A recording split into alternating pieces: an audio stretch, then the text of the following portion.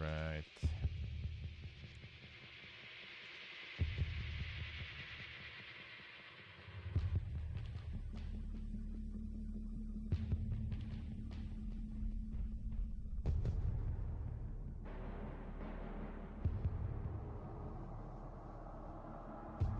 Done.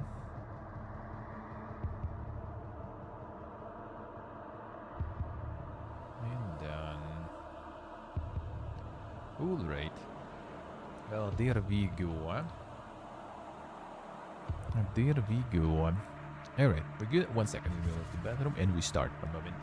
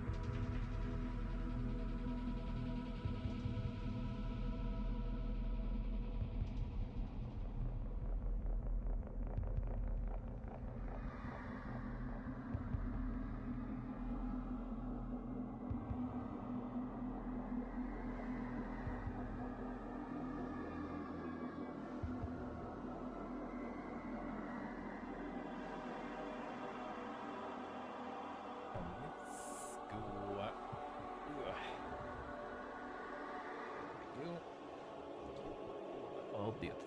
Було. There we go. All right.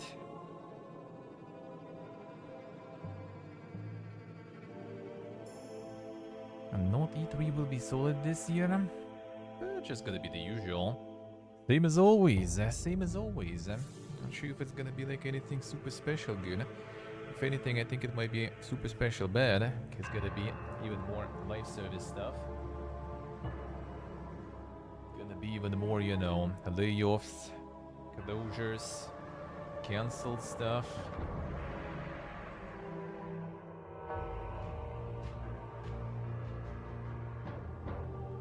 Still gonna be kind of, you know, the leftover games that were cooking for a while. But the problem is I feel like a lot of things cooking that will be appearing now. And they're probably gonna be all those live services actually.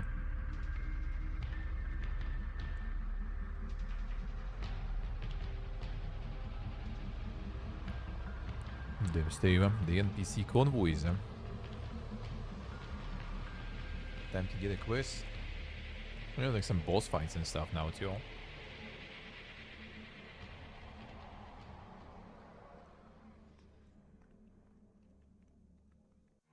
Yeah, even Valve with like the hero shooters and everything.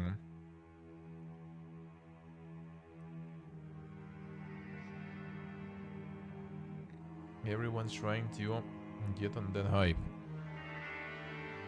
Well, the hype, you know, was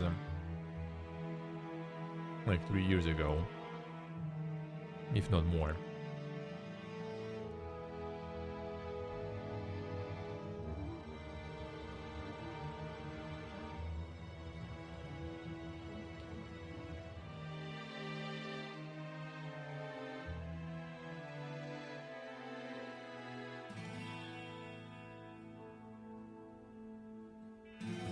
Half-Life and stuff, I feel in general like any single player game for Valve is only kind of hobby thing.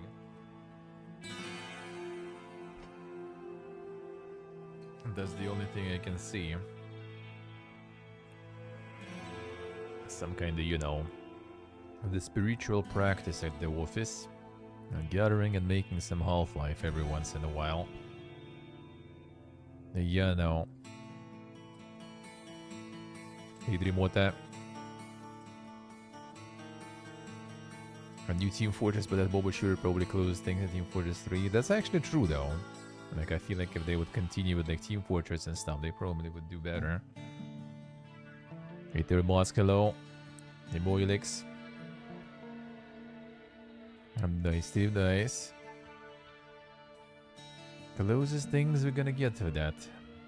Yeah, I don't know why they didn't go with that. I mean, I guess they kind of want to, like, you know, change the core to the extent that fans of Team Fortress probably not gonna like it anyway. So they decided to go with the new franchise and keep Team Fortress going on its own for now. Looking most forward at not E3. I'm looking forward to what we are gonna see about the new Doom, considering all the leaks and everything now. That would be interesting to see. I still haven't played DLCs for Eternal. I'm probably just gonna do them, like, you know, like on some like normie difficulty or something, just to kind of pass through them, because like I played on Nightmare, the original, and I kind of like I finished it, but I don't feel like returning to anything, you know, with that difficulty anymore. I don't feel like it. I mean, it was alright though, but yeah, just kind of like that's gonna take some time also. So yeah, not sure. Completely new games, yeah, but we're not gonna see that much of that, sadly. 2K actually bought the FIFA license. Holy, that will be an interesting one to fight. That will be interesting one to witness. So will the brand name defeat, you know, the actual developers? I wonder. Nightmare is pretty chill. Yeah, it's not bad. It's just kind of like, I don't know. Like, remembering it is just like, dude, I don't want to do this. Like, I don't want to commit, let's say. It's kind of one of those, like, sort of burnout things. Kind of the same, like, with Hades, for example, right? Like, I played it so much. I did enjoy it. It's amazing. It's beautiful, but I just don't want to return whatsoever. It's just, like, it's kind of like irrational block, you know? It's just kind of like, I don't want to. Same kind of with Doom. It was great, I did enjoy. Maybe it's not even like the Nightmare related thing, but I just don't want to return. That's it. That's the same I say, yeah. Yeah, I'm interested in WoW. I'm interested in what was the name? The steampunk stuff from Exile. I'm interested to see more of that shit. What else we're gonna see there? Maybe Bethesda will have something else to show, but that's probably gonna be like full on, what's the name, Indiana Jones stuff, I assume. They're gonna be just pumping that, you know, like all over the place. Like, ESO probably not gonna really show anything because the ESO new expansion is gonna be like out right during the shows, or like a little before that, or a little after that. So not sure. Didn't like the setting of Eternal. I did like the story a lot, actually. Well, I mean, you know, for Doom that felt good, huh? I liked it. I like that, actually. Reading the notes and everything, that I liked.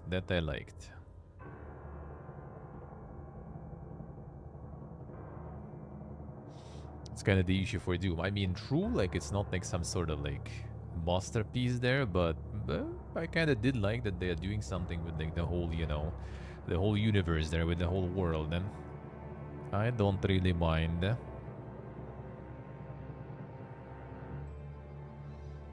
Gonna wait and for Hades 3 before you return. Yeah, I don't want to play Hades 2 because of that too, sort of. Like, I just, like, don't want the same kind of with Doom, so we'll see. I kind of hope they will take a while, like, you know, cooking it, so I can get the itch. Because 2016 was fine. Eternal, I was super hyped. I pre-ordered, got all the DLCs, you know, like the Mega Edition. It was actually, like, super, like, priced really nicely compared to how it is nowadays with regional pricing. Like it was really affordable.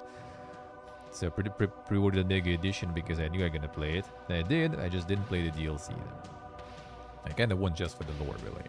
So maybe I'll do at some point, just kind of like maybe on some like evening streams or something, even just like normal difficulty, just to catch up on the lore stuff, just to be prepared for the new one, maybe.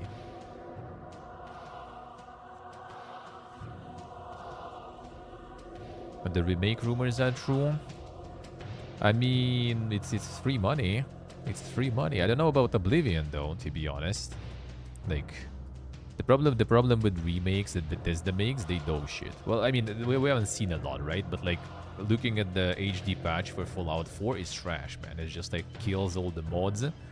It actually is bad, you know. So if the remakes will be the same as the Fallout 4 patch, then like, don't touch that, dude. Just like, let the modders do the work. They already did, basically. Just like, let it be, you know, don't touch anything. They're gonna make remake, that's gonna be all the mods just like, you know, down the drain, they all gone. And all that just to kind of like a bunch of like new frogs coming from the show can like buy it, you know, and bring Todd some money. That's pretty much it. Well, I guess it's gonna be separate games though, right? So technically we'll still be able to run the old version with all the mods, and the new version will just stay some sort of like the weird shit for new frogs, that's it, I guess. Fallout London, because of that, still not out. Yep. Skull and Bones big patch soon. Then the new season coming. The reverse Midas hands. Yeah, the shit Midas, man. Exactly.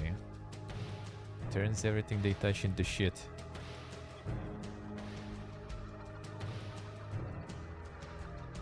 Let's see, let's see. The Starfield DLC. Oh yeah, we'll see about that one. Yeah, the Zenimax new project. Yeah, we'll see. We'll see. Like, technically, like, there is a... Like, from id, at least now we know what's gonna be from id, right? That already got leaked. From Bethesda, we'll see with Zenimax, I guess. Well, that's gonna be a Starfield DLC. That's gonna be Indiana Jones. Maybe they will drop some more teases. Like, Elder Scrolls tease, you know, like, we are live, we're still making it, you know. Maybe even they will drop like Elder Scrolls 6 style, you know, Fallout tease now that the show was out and everything, you know, just to hype people up. And at the same time, maybe like do some other PPG announcements that gonna, you know, kind of make people mad, and then they're gonna throw them a bone, like, you know, like showing like Fallout 5, like in 10 years, just you wait. Oh yeah, the Gears, the Gears according to rumors might be shown too. Yep, apparently. Yeah, Alters I kind of seen like people kind of hyping it up. I don't know, I just kind of don't feel anything about Alters, to be honest. Don't know why, just kind of like... With some games I just kind of like, yeah, maybe when you try it and it's super good, but I just kind of like... I don't know, just didn't get me.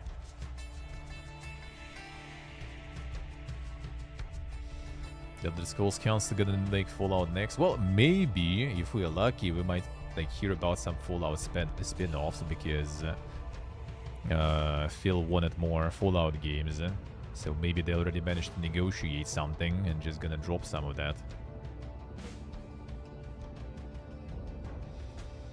Yes, they are just kind of like not super interested, really.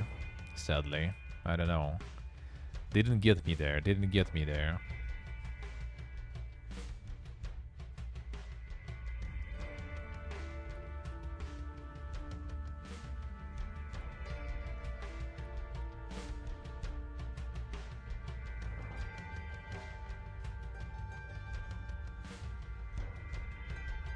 The setting was arcadey with the Doom. I mean, gameplay arcadey, I guess. Setting was kind of, I guess, alrighty. They did a little, maybe like a little too much in some aspects, though. And some of the the bosses, some of them were kind of PPG though.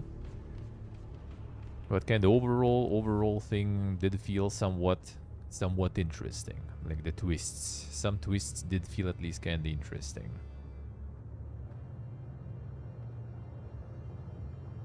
And Next Fallout during retirement there, yeah.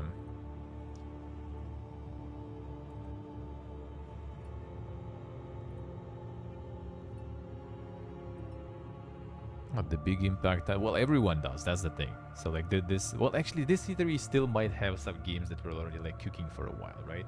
Before the shitfest started and everything. So we still might see something, you know, new, something good. After that, maybe like some leftovers. But yeah, after that, after in like a few years, we're probably gonna be seeing, you know, like all the games with numbers in big amounts also. Everyone's gonna be farming the established franchises and stuff, and doing some safe picks and stuff.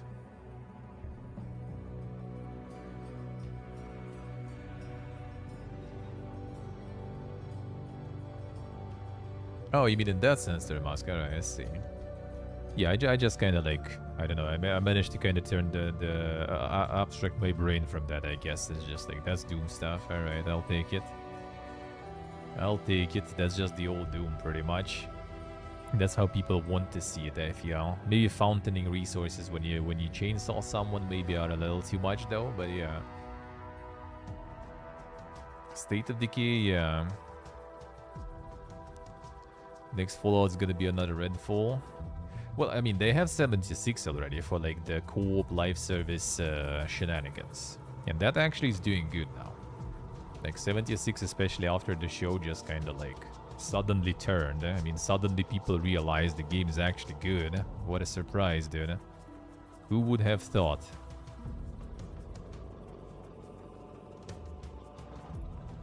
The Perfect Dark.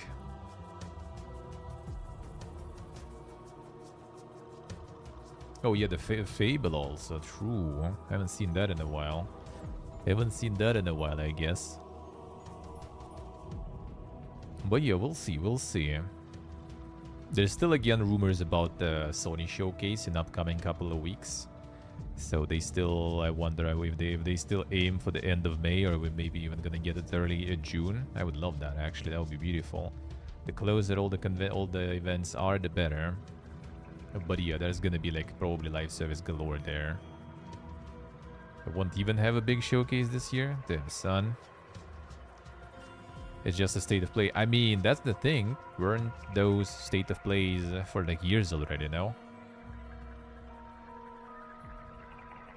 A Bloodlines 2 gameplay. I mean, we've already seen a bunch though, no? I thought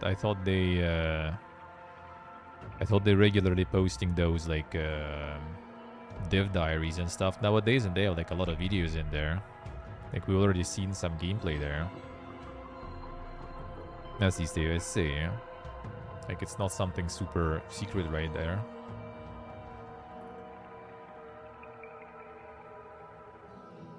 Some shallow vampire game, but none of the OG charm. I don't kind of like mind really. I don't really see that. I don't know. It might be all right. It really kind of depends. I mean, I don't know. It's just kind of like too early to judge. Like we haven't seen anything really. We've seen some gameplay, and I mean, it's gameplay, I guess, you know, that's fine. Like, that doesn't tell me anything how, you know, RPG gonna go there. It's just some combat and everything. Alright. Hipshibek, hello. Like, if anything, maybe they're just kind of going a little more towards, like, you know, immersive sim, Deus Ex kind of stuff, you know. So it's gonna be, like, some sort of, like, more engaged, you know, first person or something, action.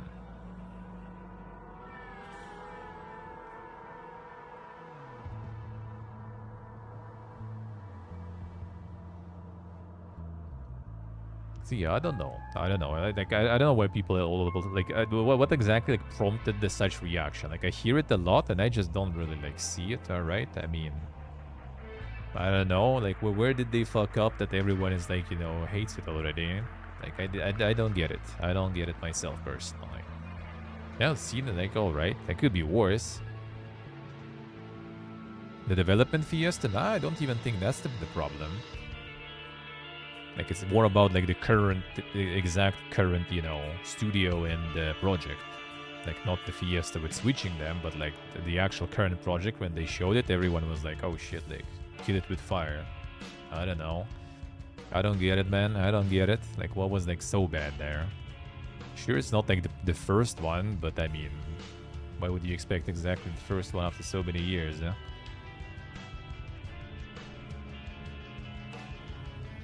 It doesn't seem like that crazy bad to me, really. I don't know, maybe they kind of fucked up something in terms of like lore or some stuff or something like that. Some like, you know, something bad they are doing that, you know, fans of the series see that I don't understand. But I don't know, kind of seemed like, if anything, it kind of seemed like they're trying to maybe go a little more towards like Deus Ex approach there.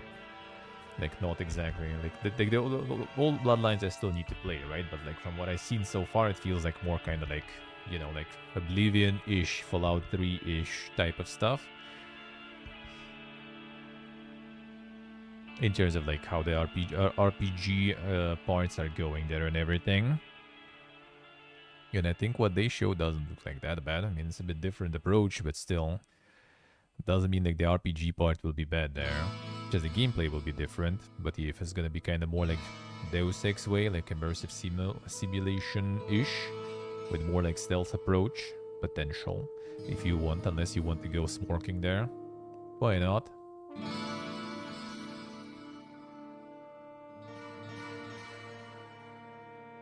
More immersive sim. Well, if anything, that one does seem more kind of like immersive sim rather than because the previous one, to me at least, seemed more kind of like, you know, Fallout 3 or Oblivion with vampires, really.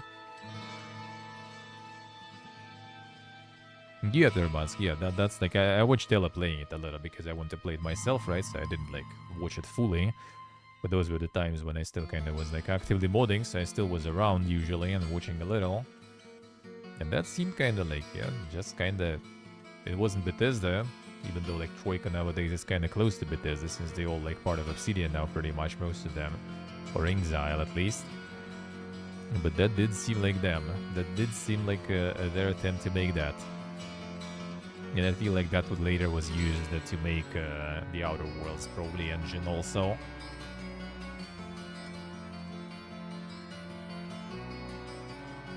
So yeah, that kind of like, I don't know, what they show, like, I mean, they just kind of like, you know, showcase the gameplay and combat with like some smorking, you know, like some fisting enemies and everything, and I guess everyone was like, oh, it's action now, it's trash, dude, where's my RPG? They probably just like picked something to show, you know, that it's like closer to the masses, you know, like if they would show like for the gameplay showcase, they would show you just like going around, you know, talking to people and using your like speech skill or something, or just like, you know, stealthing through all the time, then that's probably kind of bad showcase for the new frogs, you know, like they swipe, man, they swipe. First 30 seconds there is no like beating and dying, then well, we swipe. So they showed the most, you know, the most straightforward. It was Bruges, I think they showed even the first in the gameplay, right? So that kind of makes sense, I guess. Hey, Window. Hey, Pony. Hello. Could you show them both? I mean, they showed some stealth there too, I think.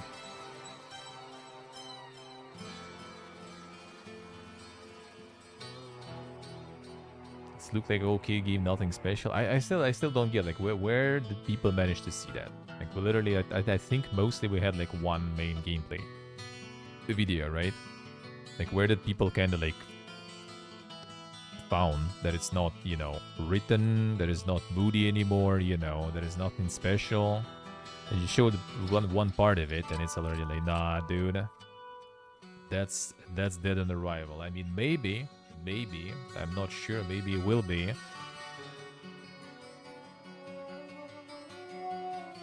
Don't talk in stealth combat. Well, I mean, the talking they did show also. Maybe that's what people didn't like. I'm not sure, actually. They did show some in the end. Maybe there was not enough, you know, options in the dialogue or something. Just the history of the project being cursed. Well, I mean, that's whatever, though. That's kind of... That I think doesn't really matter. Like, they just completely scrapped what happened. What happened the first, you know, the first iteration of development, and just doing, you know, from the ground up new game. Why not? Nothing is fine. I think that's a fine thing, eh? And we'll see what will be in the end though, but yeah. I don't know. We will be just like instantly, you know, like beforehand already disliking every game that was through development hell, that probably would be a lot of games that we wouldn't like. And you look at Dead Island 2, for example, even. I was like in hell for a while, switching developers all the time, and then, well, that did quite okay. That went quite well in the end. Not exactly, you know, like some super complicated game to make, though, compared to RPG, but still doable, possible. I don't know. Why not? We'll see. We will see. I kinda don't really like. Don't have the skin in the game, so I kinda don't really mind. We'll see how it will go.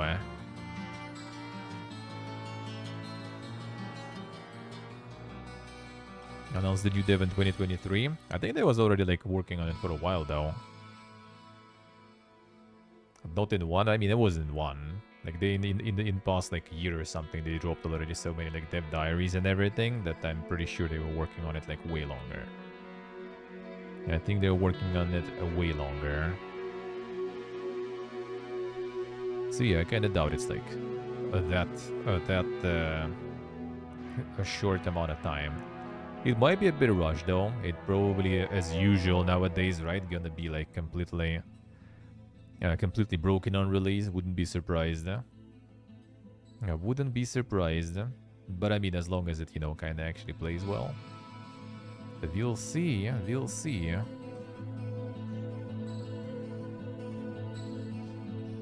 Probably stay. Probably, yeah. Maybe. Alright, let's start. See what is up there. See what is up, dude. Yeah, the Skull Showcase, we did watch that. Yes, the pre-purchases. And there it is. Yeah, Speed Freaks is really nice. That already, we played a bunch. That is good. Free to play Talisman, free to play Gladius. There it is, gonna get the free talisman there. The UI only allows 3 options. That could be, yeah, that could be at least kinda bad. That could be. We'll see though. We'll see how that will go. I mean, technically, like, even like, if you take, not the best example, right? But still, like, if you take, like, Fallout 4, some of the options could be, you know, just, like, switching to another selection of 3. So, like, the UI itself might be not exactly the reason. It all still depends on how they gonna make it, you know? How they gonna make it in the end. Besides, UI also could be something kind of like early in development stuff. A Botley sector, 50%.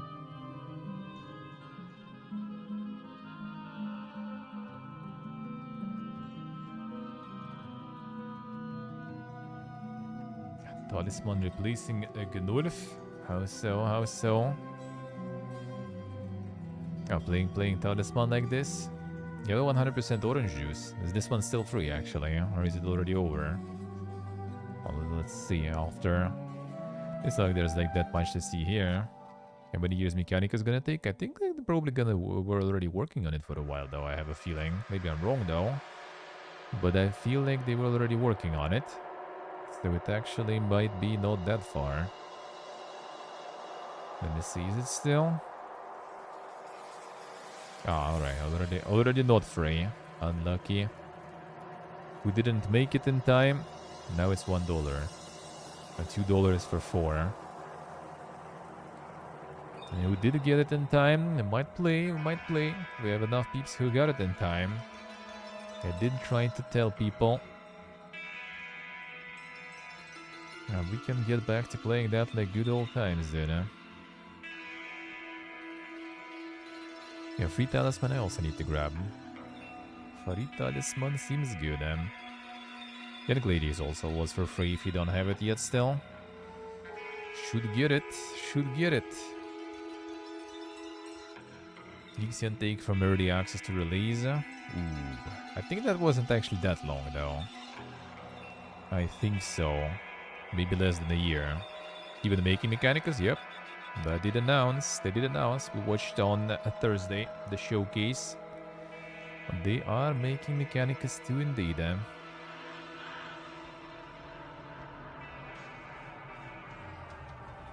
Lost Flame. Which one is this one? No, the other battler, I see. Still early access.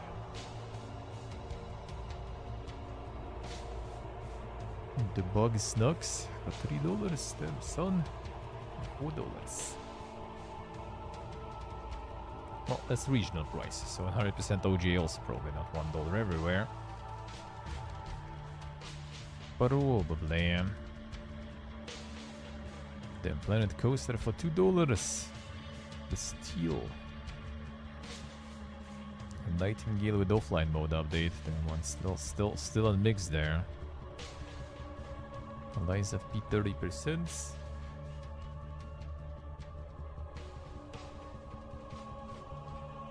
Yeah, the Rogue Trader on 30 and the DLC for it also come in. DLC be coming. Skyrim for $10. Probably will need to get it eventually. That's gonna be the next on the menu. Since Oblivion was already over. That one will be next in the menu eventually. We'll get there. We'll get there.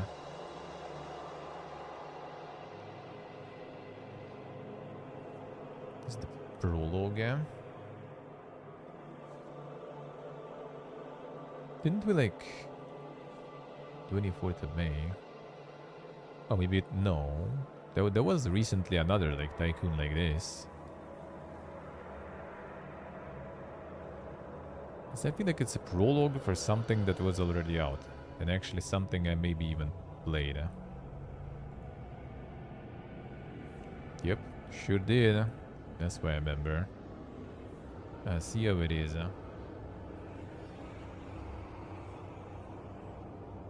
Shooter must true. The Bugsnax PS5 exclusive, yeah. The main one. Starstruck Vagabond. Yeah, from Yaxi, huh.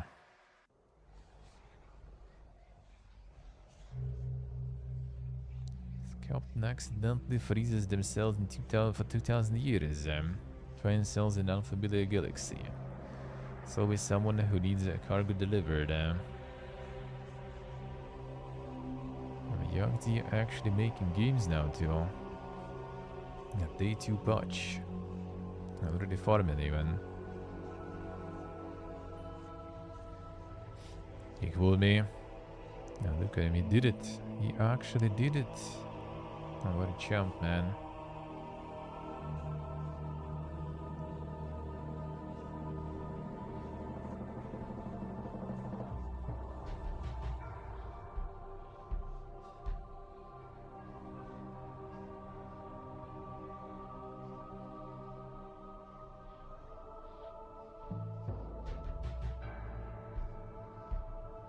See window I see, huh? You grinding there, you grinding.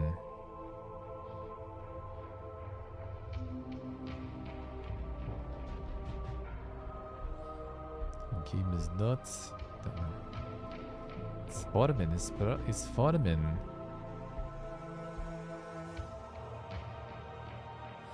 Only a small grind. I'm not going home, not going home even. Stronger Fortress Prologue. One and only. So China now also like learned about the prologue beta. There it is, dude. That's quite some boober right there they got, alright. So now they're gonna be pumping a lot of prologues too, I guess. I'll see how it is.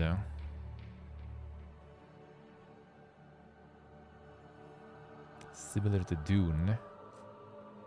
Not so sure. Not so sure.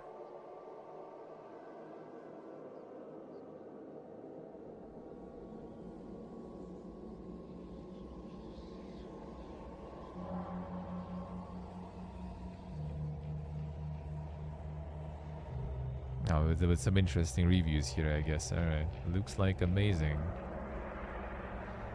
A good prologue, interested to see a full game. And Sultan's most favorite ones here, I say.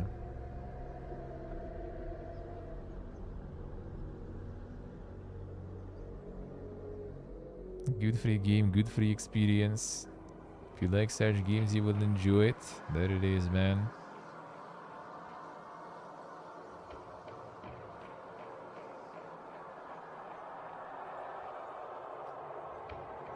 Hell yeah, cool me, hell yeah. It is really nice.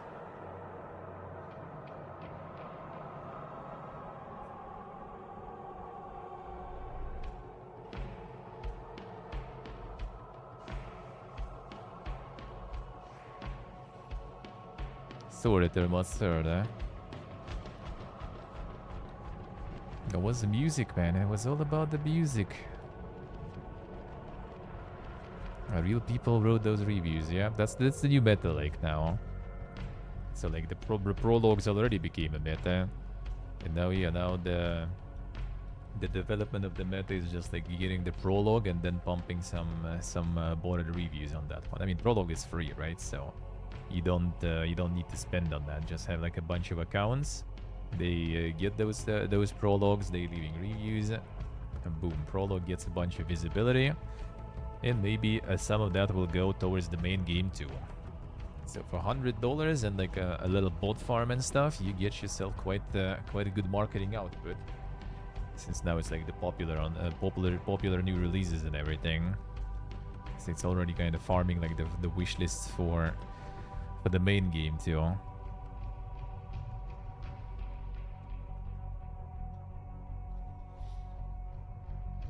That's the way to farm, man. Yeah, it looks like China now like figured it out.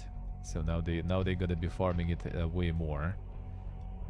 The prologue meta plus the botted reviews meta. On full games it's harder because you need to buy the game, right? Like if you gave the key for free to the account, then it's gonna be marked. It's not gonna count towards the review score.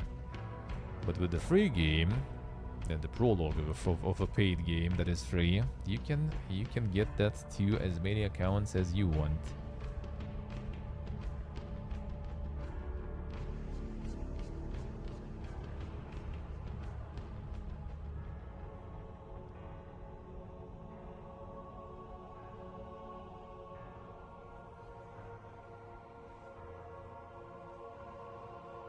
So yeah, we'll see. Yeah, we were like looking into that stuff last time.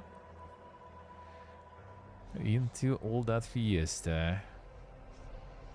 The only one? And there are more. Okay, yes, the only one. Thought maybe there will be something else. See, like I say, there was some speedrun in Sabaton. Didn't want to go for a couple of months. What is this, man? Not even a month. The esports Godfather. That one was out already a while ago, wasn't it? No, 24th. Oh, I guess it was not coming. Oh yeah, that was the one that. Wait, was there the prologue of that one also there? Because I remember reading reviews of it on this one.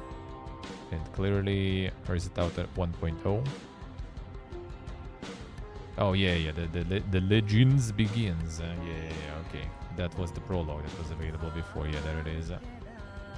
There it is. Was this one also farming? This one I think was kind of more or less like the proper reviews. Actually, maybe not all of them. Yeah, but I think a bunch of them were fine here at least.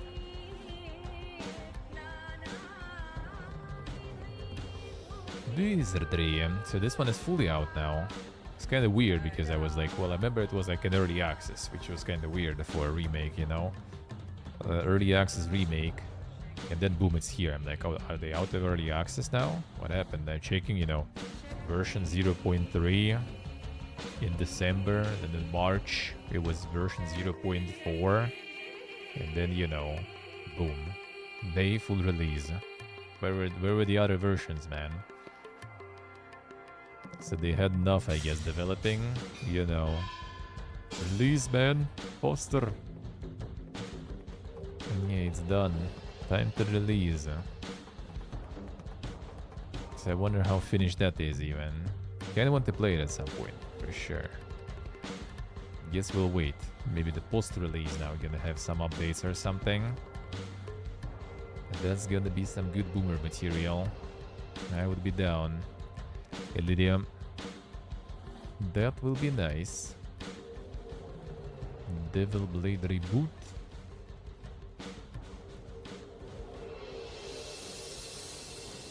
See the 3D shoot 'em up experience. There it is.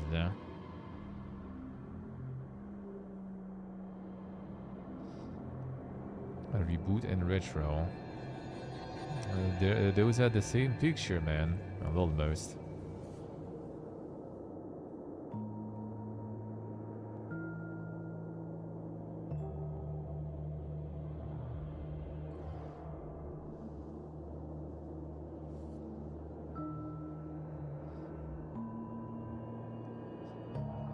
I buy this immediately. Heard it. You heard it. A Union of Gnomes got prologued. Oh yeah, that one I played the demo then I guess before. And now it's the prologue also out. That's like the playway pipeline back in the day. First they get the demo to get some feedback, to change things, because you can't leave reviews on demo. Then you get prologue. That one you already kind of farm some reviews and stuff with the feedback. And then you already release the game. And the new boss and secret mission there, I see, alright. That was kinda alrighty. That one was kinda alrighty.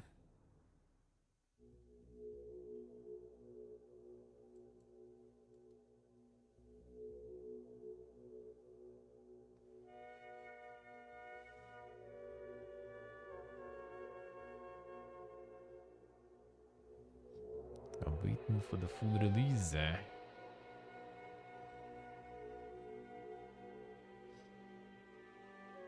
Star Trek Resurgence. Damn, that one too. Got former members of Telltale Games. Damn, son. Engage in diplomacy.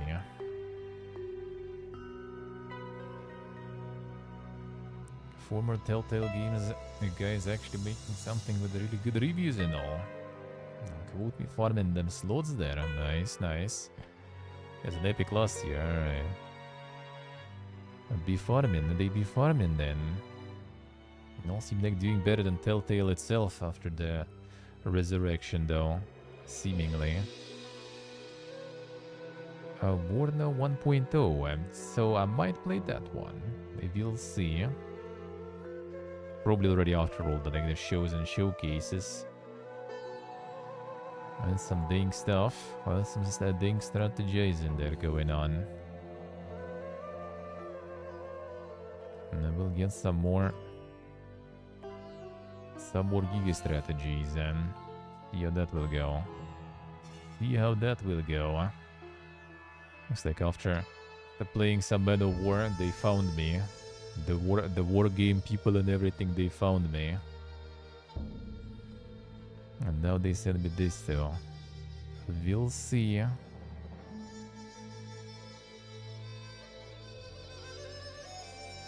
The Isles of Sea and Sky.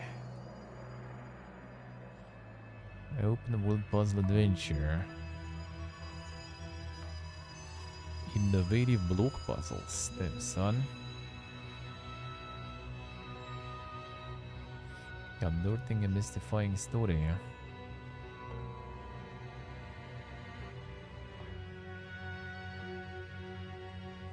All the innovative blocks there. Yeah, we'll see. Maybe there's like later gonna be something actually really innovative there. You never know. Maybe there'll be some dang blocks. Some special ones.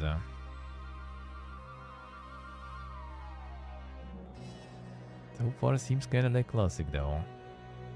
Not like it's a bad thing. Not like it's a bad thing though. The Elden Ring already in top sellers. People preparing for the DLC I see there.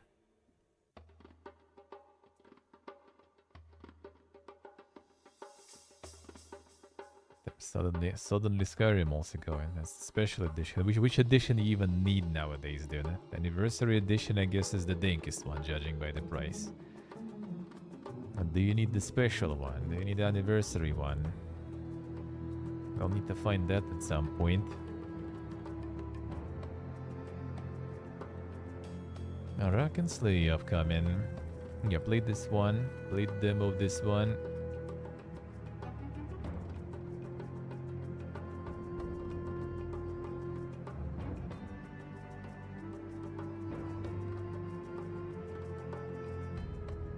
See, what do I say? Don't even know which one is which theme. Anniversary and special are interchangeable, alright. So you can just get the special one, alright. Didn't the odd like fishing or something in the anniversary? Can change the base game after DLCs? Probably not really though, I doubt it. Probably gonna be some sort of like extra area that you will be like kind of moving in like in their previous games, I would assume. Nine Souls was good, I played the demo of that one. I will see if I'll get the full, maybe. I see, we do, alright. Yeah, I need to get that. I'll need to get that because we're gonna get eventually. We're gonna wait until, you know, Skyrim fits in the Boomerathon, which is already kinda like, to be honest, not that much left anyway. You know.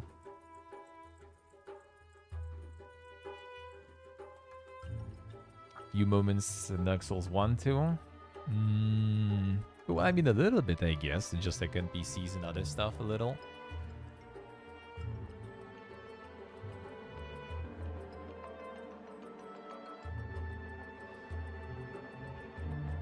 See, this one demo was alright. I kinda like didn't really like the art style that much. This was the case when it was actually, you know, kinda screaming mobile a little too much. Even though it was quite fun though. I think the roguelike pool. That was kinda actually fun. I'm not gonna lie.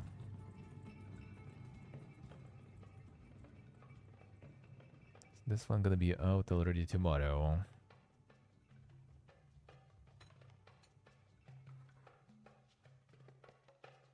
Dungeons of Blood and Dream. Oh, that's some dang stuff there. They already like from the thumbnail you can see that it's like it's either some sort of like super little asset flip or it's gonna be some way to dang shit. Then you see like screenshots and yeah, that's fucking way to dang shit already probably.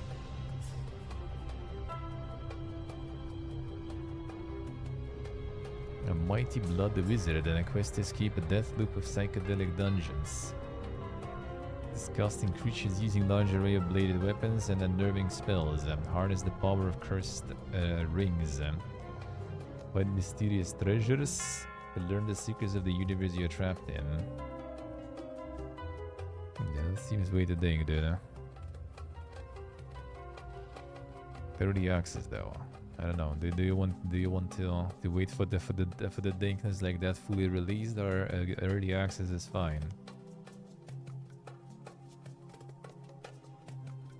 The hip with the mobile art style, sorta, yeah. FX, hell yeah, man, hell yeah.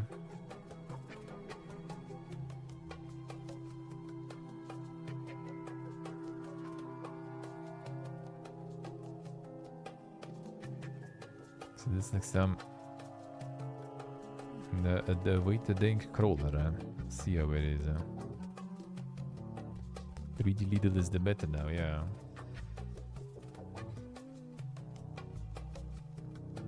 I mean, that's the thing. It's kind of like, you know, either like go cool, realistic, photorealistic stuff, which nowadays is, you know, hard to make it run well, extra hard. And so budgets are higher, you know, issues are higher. Player base smaller because not everyone gonna be able to run it. And yeah, or you go some sort of like stylized graphics, but making it, you know, like cool and beautiful. Not everyone can. Like I probably wouldn't ever be able. So then you just go, you know, You just go like full Lidl, turning it out up completely to 11. And there it is.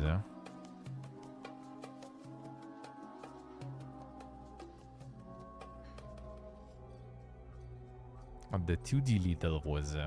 I mean, 2D Lidl also works. You just need to make it like way too dank, probably, you know. You don't need to make it way too dank, or you need to make it like super simplistic. Like, what was that? Was it the Dungeon Crawler 2 or something, where you just like play symbols basically, kind of like, you know, ASCII, but animated and everything. That one was quite popular too. That one was quite popular too.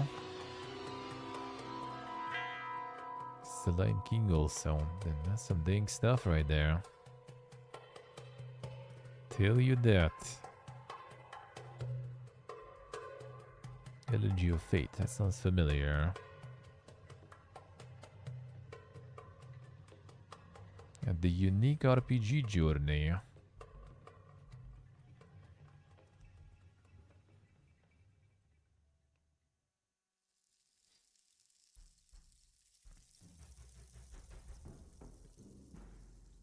True, there must true, huh?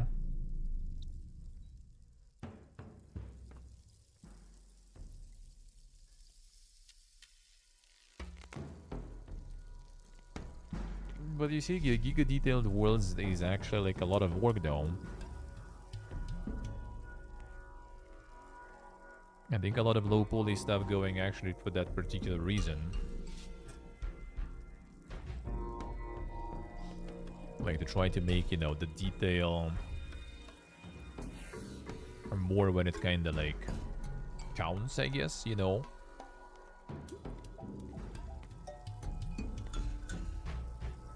Yeah, that's a lot of effort. That's a lot of effort.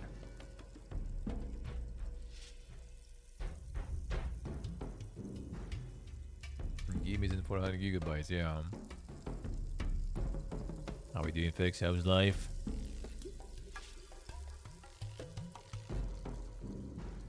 And don't even try.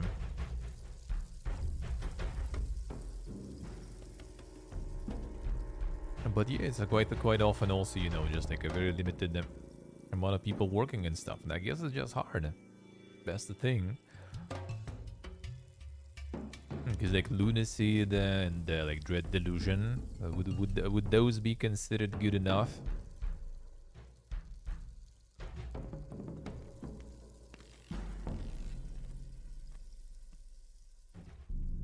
Damn, stay nice.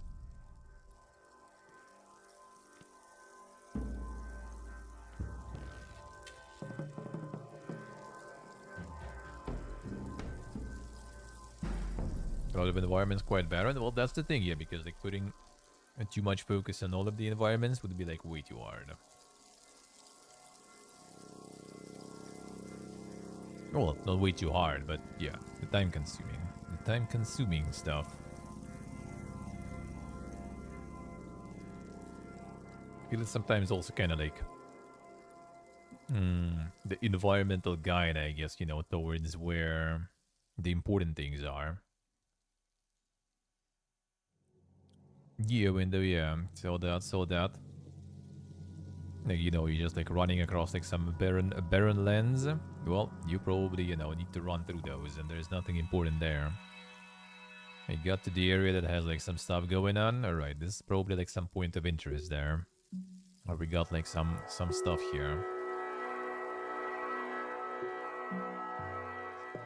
Because there's like kind of like, you know, sometimes a bit of an issue when there's like, it's nice when you notice that, but a lot of people don't notice that.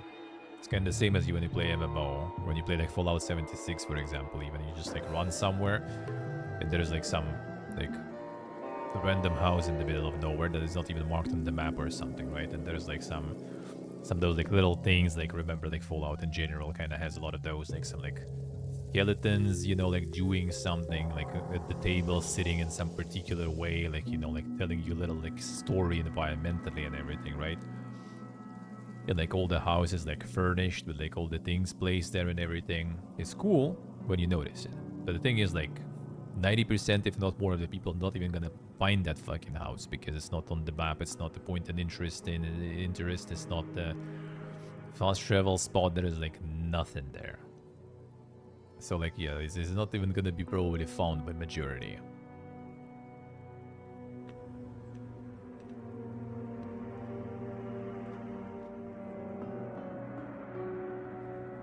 See, there must I see.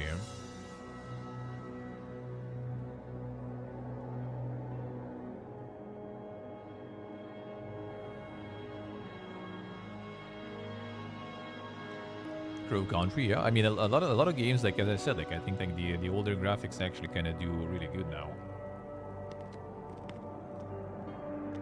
There's a lot of people, especially in the indie market, they don't care about graphics, honestly. Like the Giga graphics enjoyers, they're not your audience already by definition, right? Because you're not gonna hit them. Like you will try to make your game look super good, but you most likely gonna lack in other departments, so they still gonna like find something to complain about. Like I have a friend who is like the huge like AAA, like well he's a console player and he's like AAA enjoyer. Like indie games, bad graphics, anything pixel, he just like doesn't digest whatsoever. Like when there's like some E3, for example, and they will show like, you know, like Hades, they will show like a bunch of other stuff, for example. And after shows, you're like, man, that was good. And he's like, dude, that was some dog shit. What is this shit? Like indie trash. Fuck that. This all sucks. So you're not gonna like appeal to that audience no matter what. And you can try to make some giga graphics, but if something else is lacking there, you're probably gonna still be farming bad reviews and stuff. And the indie audience that will like your game, they already nowadays kind of don't really care about graphics that much.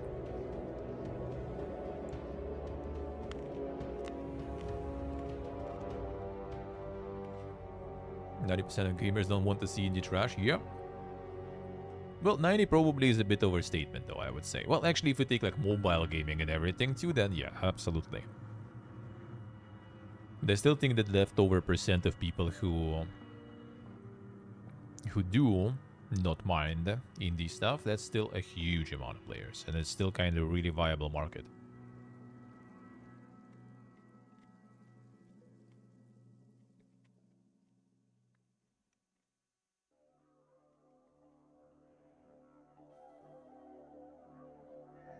Environments, it is nice when you see the detail, I agree. I agree, it's nice when you can see some details, that is true. The problem is, like, it's like I bet it's not that simple to do, though. I do think so. Because, like, if you make some assets, for example, for, like, the buildings, right, and stuff, like the kitchens and everything, then you still will need to kind of mix match those assets a little, right? Because, like, otherwise, like, if you're just gonna put that everywhere, if that detail will be everywhere, then people will be like, man, what is this shit? It's just kind of like stamped again and again all over the place, like. That's lazy. So you still need to alter those assets and everything too, most likely.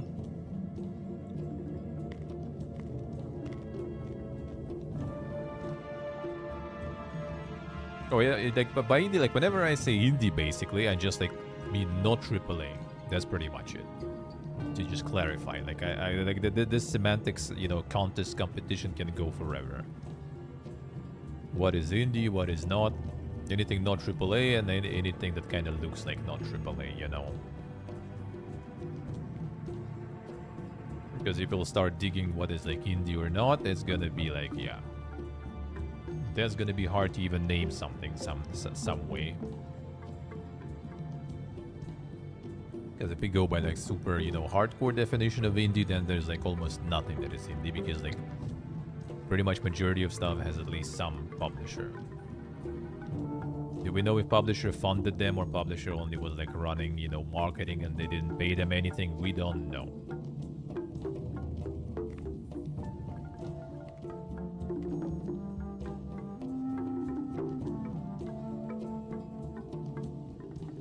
Probably Thermos, probably, but I don't think a lot of teams kind of do have that.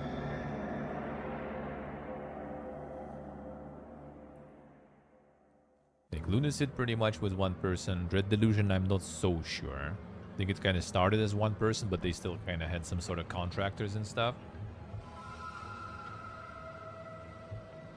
Anything where the shareholders aren't included. Sorta, I guess, yeah.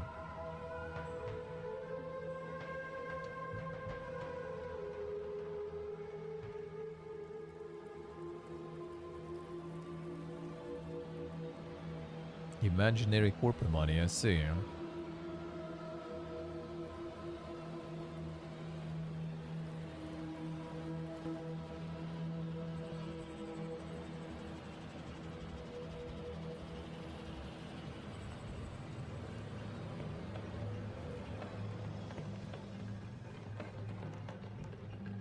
Let's see, there must, I see. I think it was kind of on purpose, actually, like not doing a lot of that. Like in Dread Delusion, I can see that they still kind of like try to add some more detail and everything. In Lunacid, I think they just kind of went like more super, like simple way.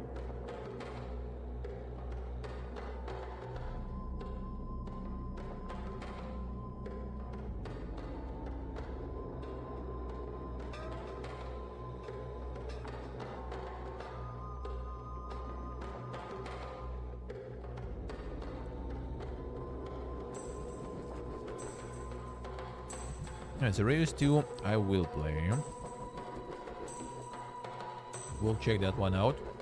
I will check that one out.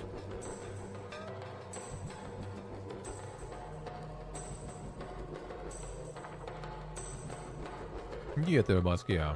That was like really, like... I think Kira does have like some really powerful obsession, I guess, even I would say, with some old From Software games.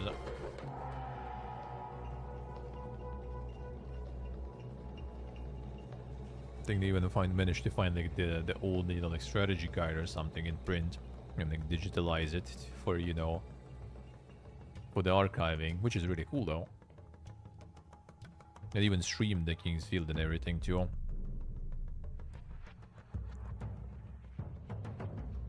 Whereas to a demo giga bugged out for you.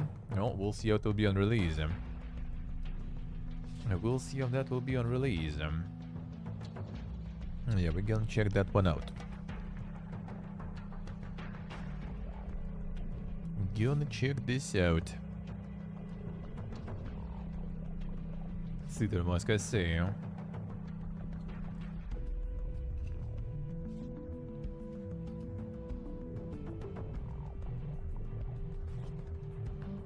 Yeah, I'm not a huge fan of of them in general.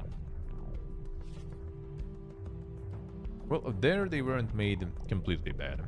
At least you get an input near the wall, and you somehow most of the time can kinda see it somewhat. Not always, but sometimes. So I've seen worse. But I do agree when they're like super obscure and stuff, I'm not a huge fan.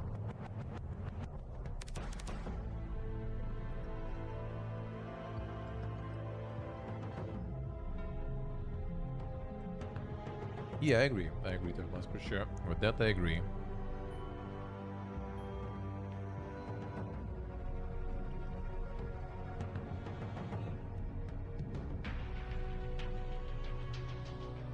Second part is suit even point, yeah.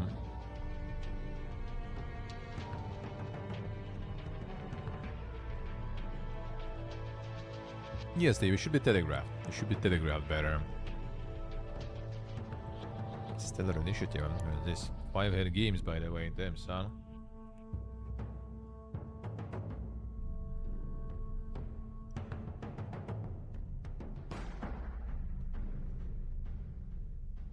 And now that's a good developer.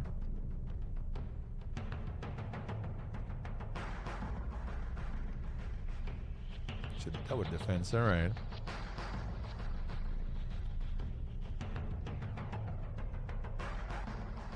This kind of looks nice. Somewhat reminds me of the... what's the name? Dome Keeper in a way. On the surface part. Just more elaborate. Could be good. Si può essere. 10 years ago. Cowboy 3030.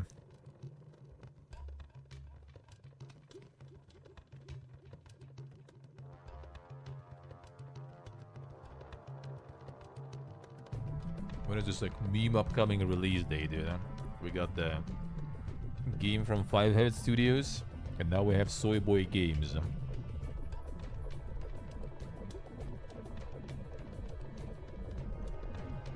Insane, dude. And the full-on meme games.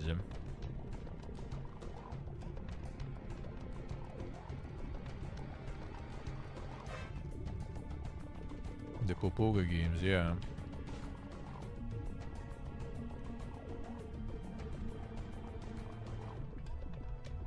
And Popoga gaming already there somewhere, probably.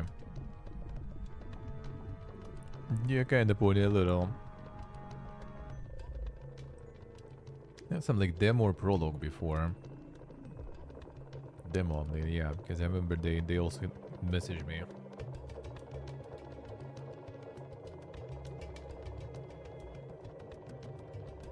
But doesn't look exactly like my gem though.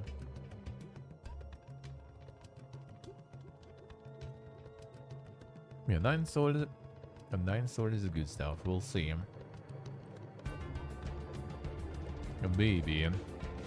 I'll get my hands on this for sure. And demo was quite nice. Well, if anything, it's like mostly about the style and fucked up shit going on.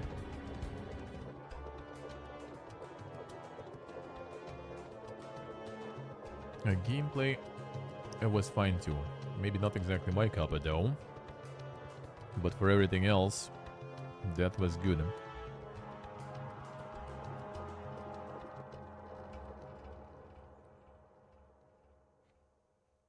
And with that Tau Punk,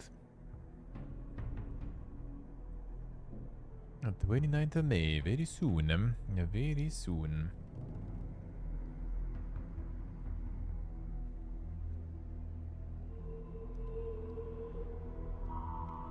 We'll see.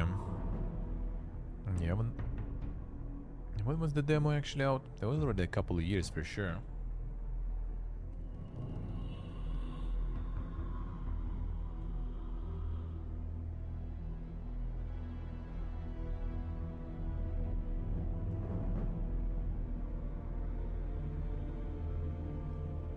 Beastmaster. Dungeon Maker.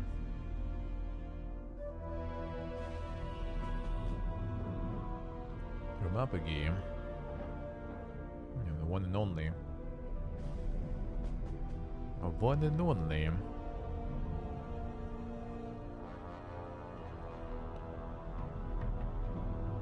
And the classics that first made us love dungeon crawling.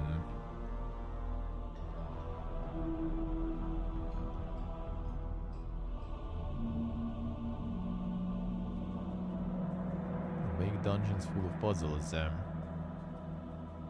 Upload them for others to explore and challenge yourself with other players' creations. Damn, son. The Dungeon Master.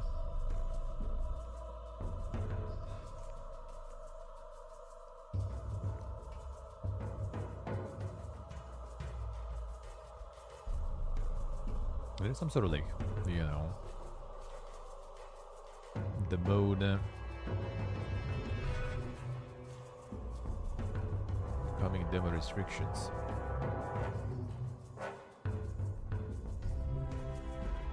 Gear up for early access, limited time exclusive badge. Damn son, there it is, man.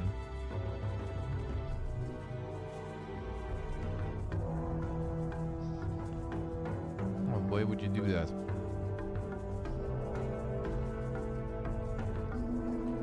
So is it actually like something you play, you know, without uploading it or downloading rather than dungeons from online?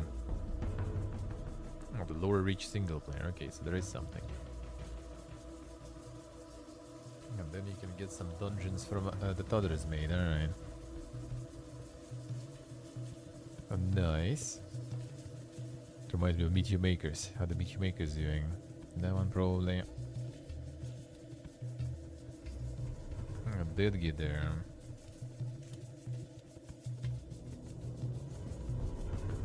I want those, the original there.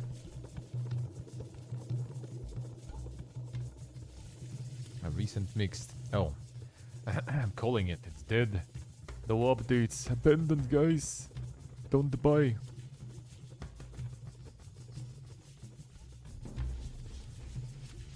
Easy anti-cheat doesn't work. Can't even play the damn game, alright.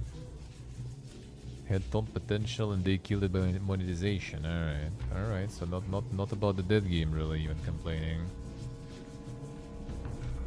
Not even monetize that then. On the first DLC they wanted to charge money for a single suit and 2 new traps.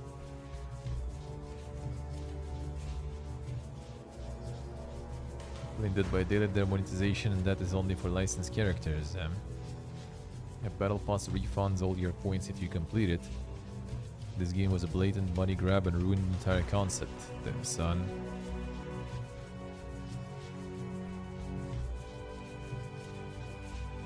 Cannot recommend it anymore in its current state.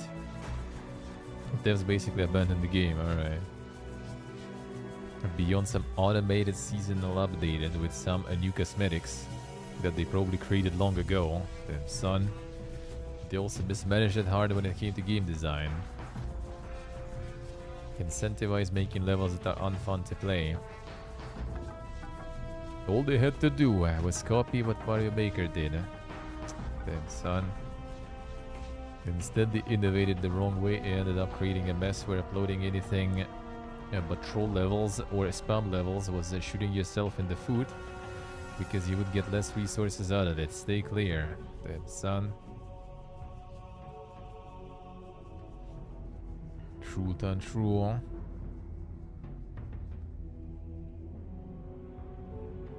Fell prey to the same issues that plagued every other game. Game struggled to find a healthy balance, making people want to play levels and create levels. Incentivize kill box designs that encourage unsatisfying levels. Those were the most profitable and in turn made it a hassle to play. Meanwhile, you were unable to create levels because of the minuscule amount of drops that you received which were necessary to create levels. And more Mario Maker praise there.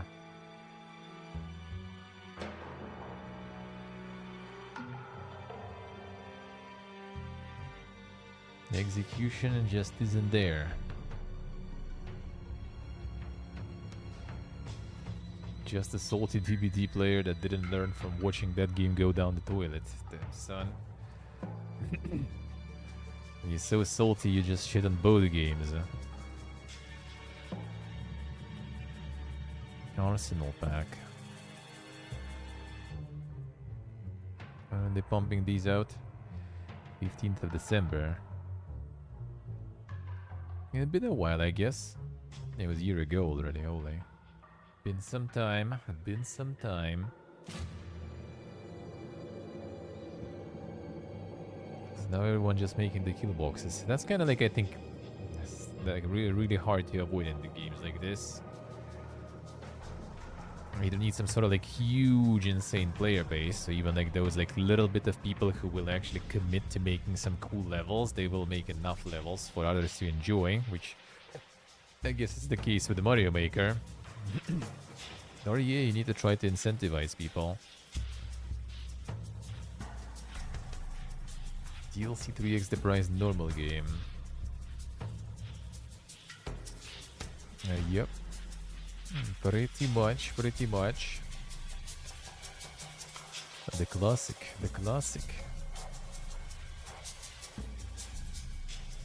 And yeah, it's weird in this one because you kind of like get some pieces for map creation from the DLC. Like, how does that work?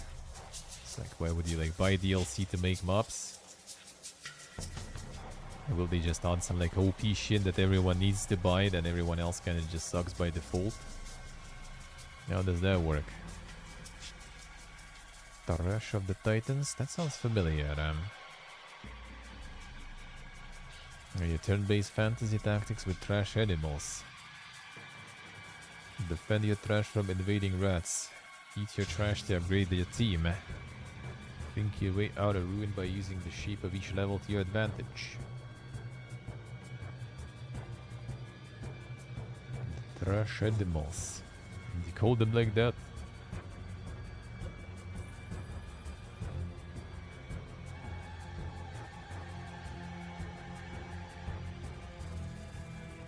Let's see what I see. Got the friends in high places there. Let's see how it is.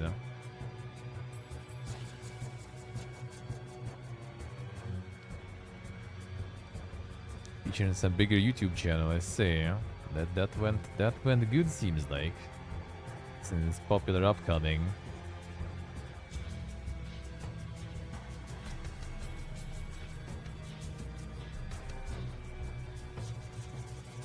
Are rewarded a longer clear time or something?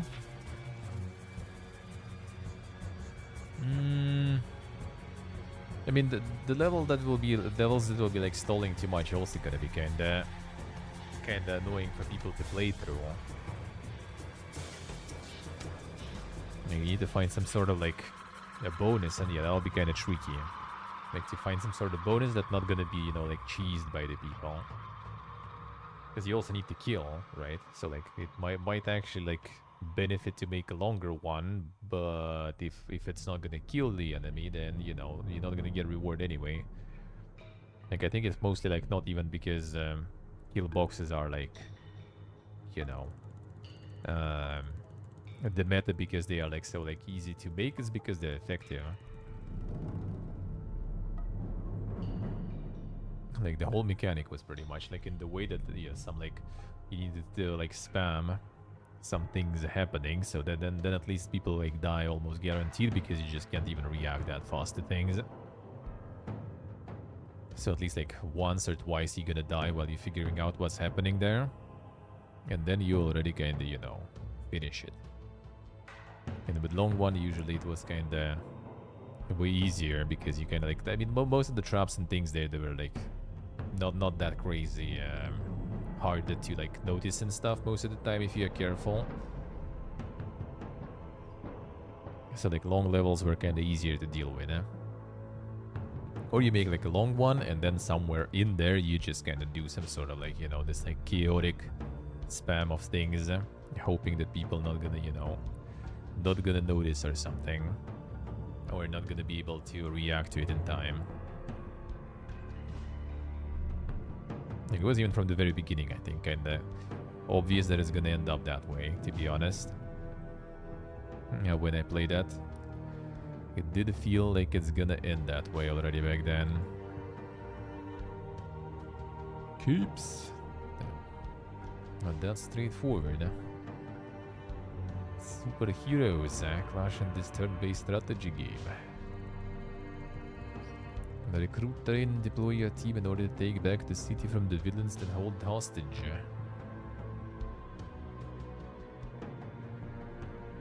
Yeah, literally keeps. But I guess it's not any known comic book, so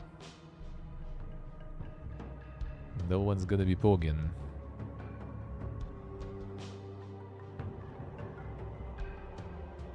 But no one's gonna be pogging probably that much. Maybe good turn-based though.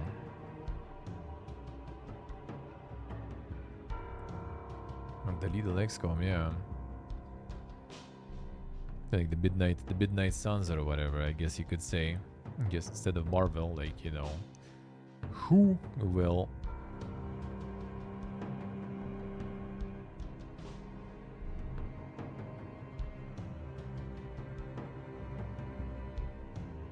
challenge your heroes. Collections of hero-specific challenges during missions. Turn bonus skill points, unlock optional missions that give deeper insight into each of the heroes. The insane lore. I think based on some other stuff, or they just kind of made it up. It doesn't seem like it's licensed or something, just Just made it all up, I guess. I mean, as long as it's like a well-made, you know, tactics, why not? It might be alright.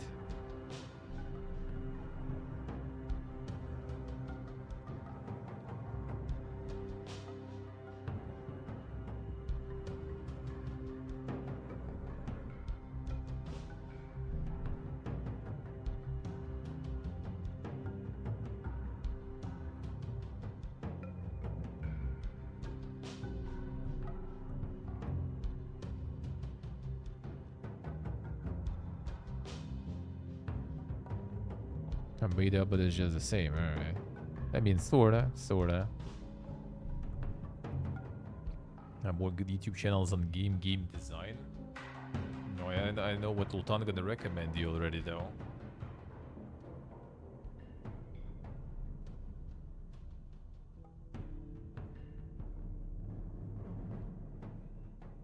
Yep. Saw that one come in there. But yeah, like some 5-head scientific game design stuff, that would be interesting. I don't think a lot really do. It's either like, you know, the full influencer stuff. When you need to bait the algorithm, you know. Or I guess it's kind of obscure then. And that no one even knows really that much. With some actual game design and stuff. And Team Keen stuff is actually good though, yeah. Heard so.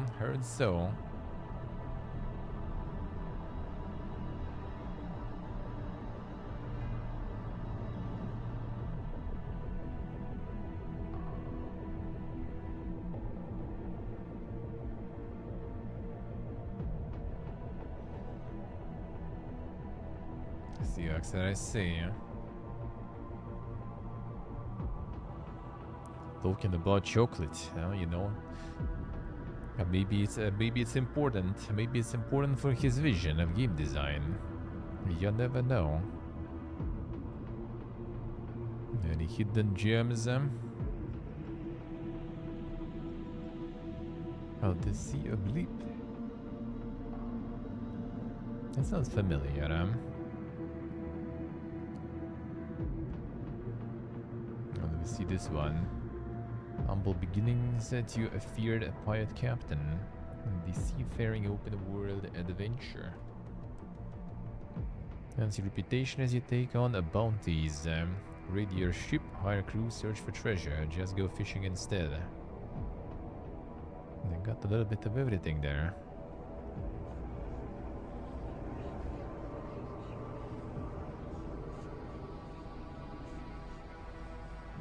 And go getting some fish instead.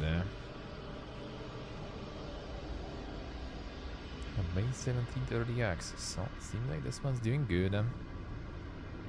Seems like this one is actually maybe nice.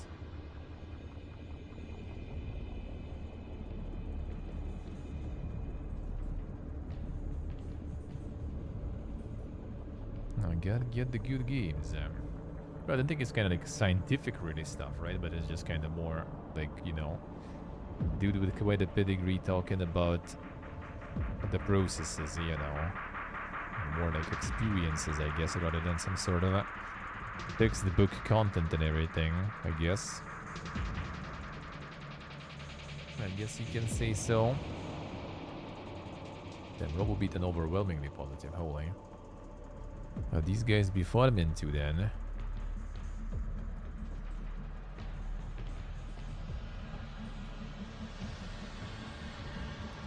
14th of May and already an overwhelming.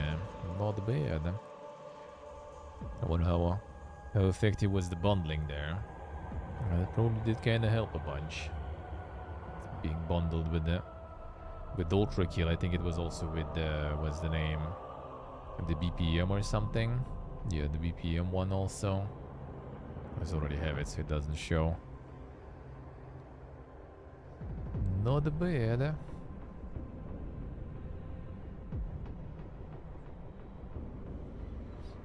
Cozy Caravan.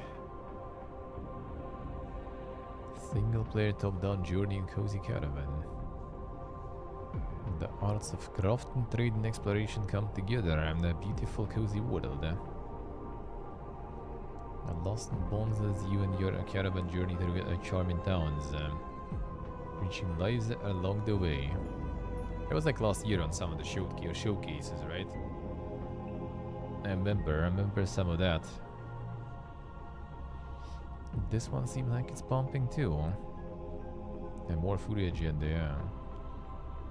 There it is. Already some content updates there. They're not dead. Oog. Actually not dead. It's all about the agenda, yeah. The cozy stuff is farming nowadays, seems like. I should stop doing like some the medieval bandits and stuff all done. Get some cozy shit. Time to make some like farming deck builder. Cozy deck builder there. Samurai Warriors saw last week. 127 positive reviews. Kuwait Tech, but not farming that well there, eh? The Warhammer DLC recommended. Thank you, sir.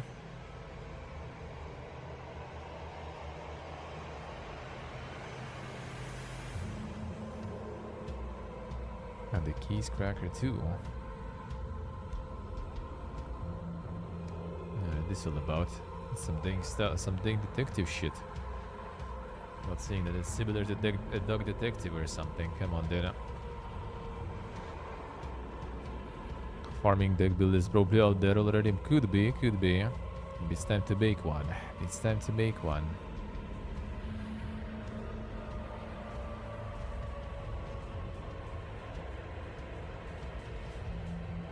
Some insane detective shit to do there.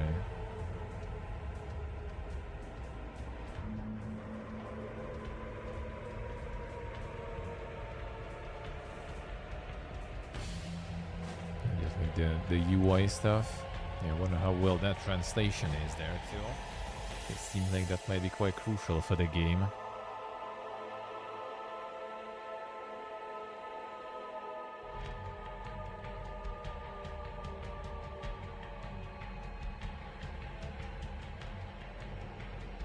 No, a really relaxing and a brain-burning game.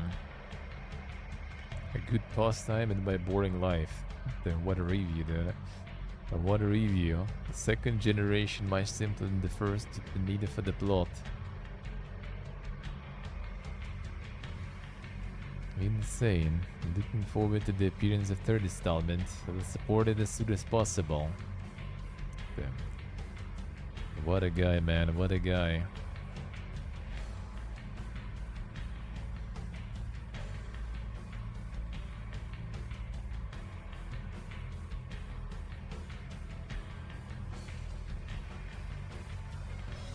The nice pastime in the boring life. Classic Marathon 2. Then we got all of them. LPS Marathon 2. Coming soon. Not yet then. Then we're gonna get them all. Will this one be for free? I wonder.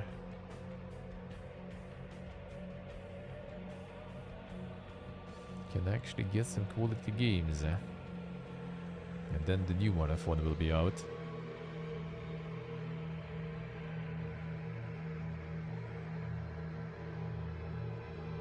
And everyone will go aware. I need to say, I need to also, yeah, I feel like I might. The Bolodins.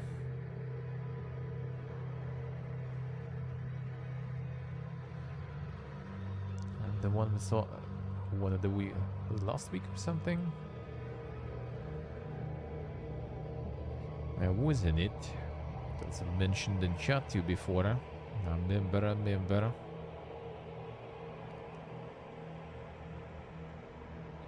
A whimsical journey. Enjoy to bright fantasy world and role-playing adventure for 1 to 4 players. Run story, solve quests how you like. Every time you fail, the dragon will send you back in time.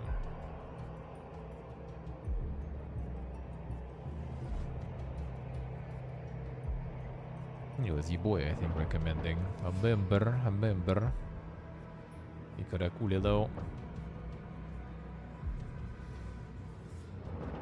For ultra murder simulators, they just need to like look outside, you know. You don't need to simulate that nowadays already.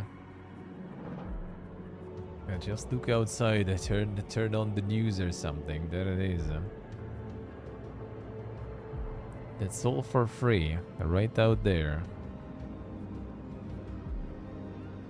And Lorna and the laser eye is also pumping, I see here.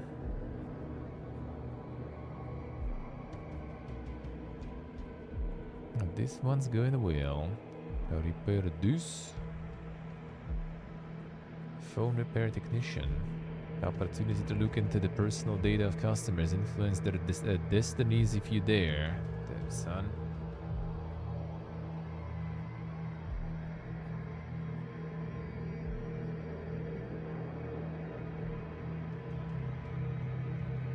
The influence of their destinies there, huh? Spy on their data?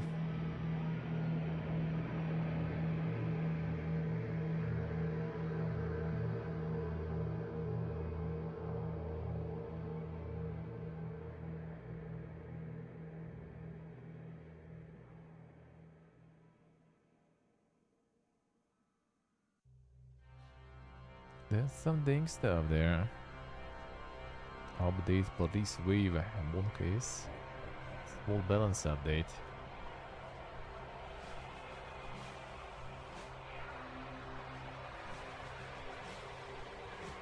like usually there's prologues or something and there's like, well, there's the game, buy repair this, and then you go in description and buy it again, dude. Told you.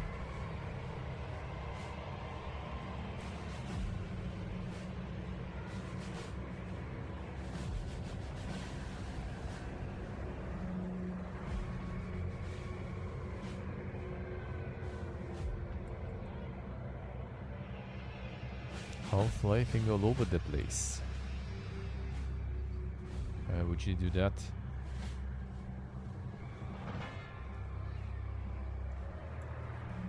The internet cafe and supermarket simulator. Okay, dude. We get what do we get? Everything supermarket, everything simulator already. Yeah, the supermarket simulator I think kinda pumped with like a bunch of streamers playing it. So now everyone is going ham even more with all the simulation, I guess.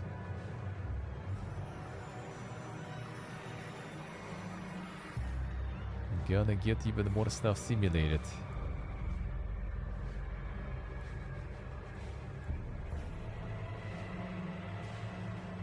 In early access.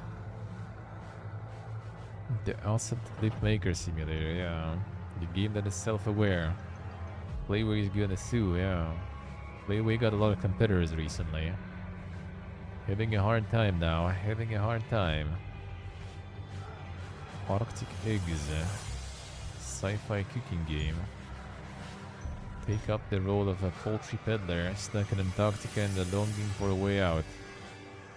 Cook your illegal eggs for those who look hungry. Get the fuck out of this game then.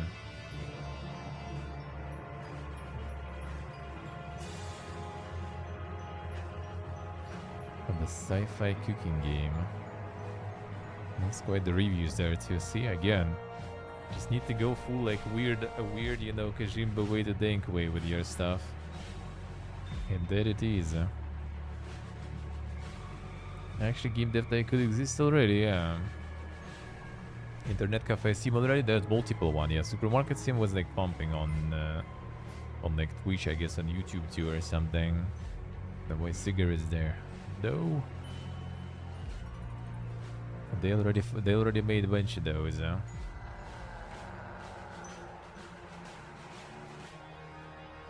But they keep pumping, man. They just never stop.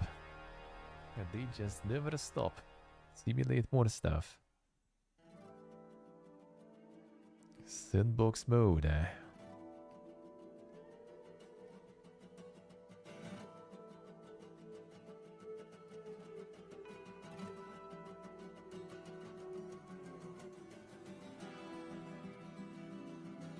the best use of my time currently. The game is cooked.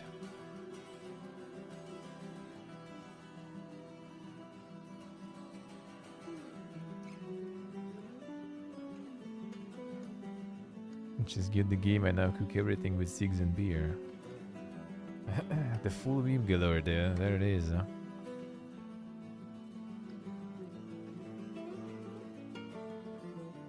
But it's still Songs of Conquest. Is it?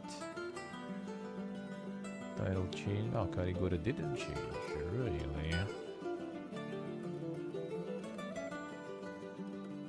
Apparently. Whoop. That should change now. Just the title changing it. Weird. Weird.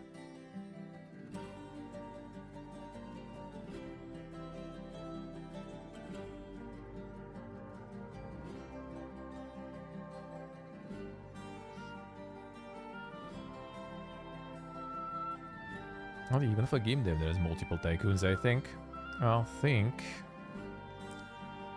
Let's see, like I say. Happens sometimes.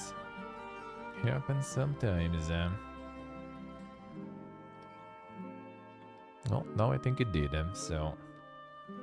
Should be good, should be good now. Should be changed now.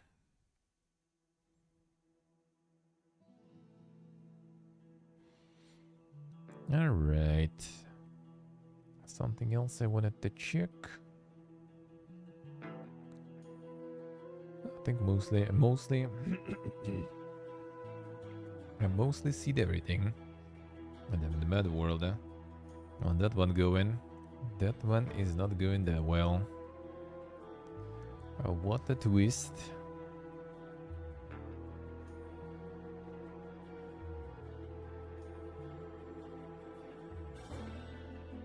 Nothing close to what I was hoping for. I'm more like bad world. Got him. Got him.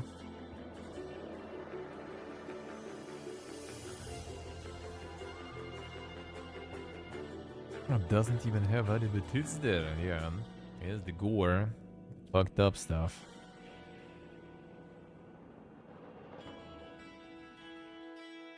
A 1-100 difficulty from Act 3 to Act 4. Stay away. Everything Q3 shots you. Deeper pocket.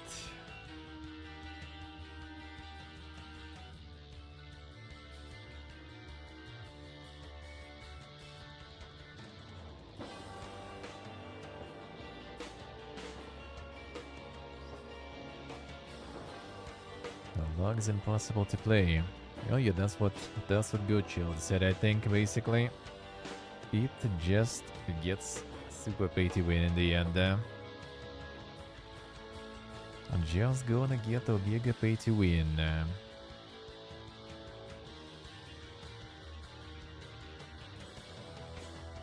Alright.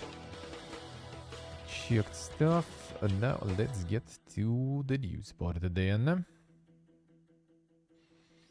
Let's get to the news part. Boom. Alright, let's go. Let's get him.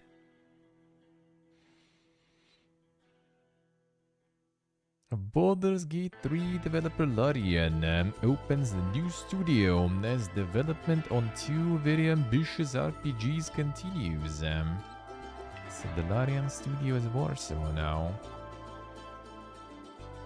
2 very ambitious RPGs. I just hope there will be something sci-fi, dude. I hope they will give sci-fi a go too. That would be very nice. Now starting development. So that still might take a while though. 7 studio now. Barcelona, Dublin, Ghent, Guildford, Kuala Lumpur, and Quebec. I wonder where they moved the Russian studio. Just like distributed people. Did they just ditch everyone there? I wonder. Usually most of the studios were actually kind of like offering people the assistance with the move. Just want fantasy. I don't know, with RPGs there is just a lot of fantasy stuff, especially with the like the old school RPGs. Like the sci-fi is kinda rare. Sci-fi is kinda rare there. The entire Kingdom Hearts saga comes to Steam next month. There it is. The entire Darkseeker saga. On June 13th you can purchase following titles on Steam.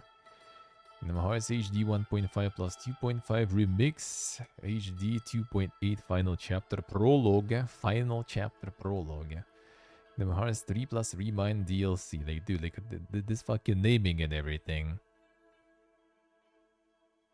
Yeah, and there's like Final Mix of Rechain of 358/2. The Hearts 2 Final Mix, Bird by Sleep Final Mix, Recoded HD Remastered Cinematics. Like, dude. Relax with that. Relax. Can you just like rename that stuff already at this point?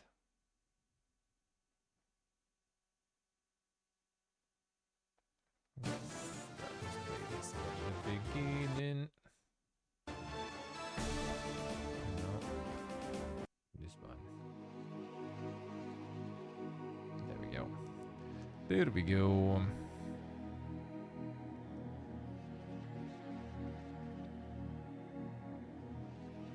Some of those aren't even games, alright.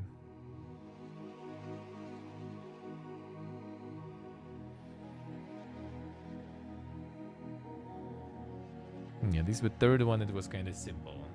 Everything before was way too dank. You also need the proper order of those, right? I guess to do the lore properly. 0.2 Bird by Sleep. Insane. Played all except Remind, I see.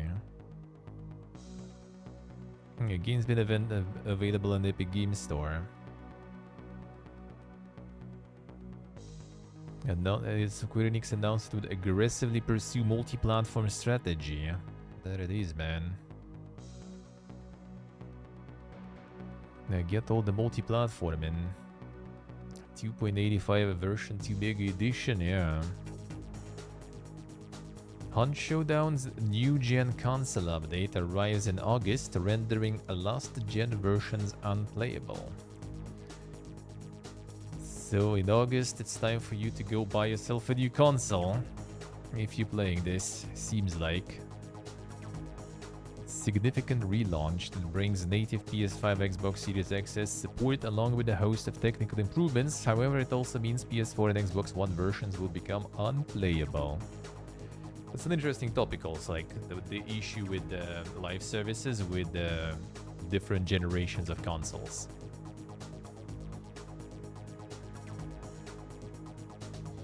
Yes, he's the USA.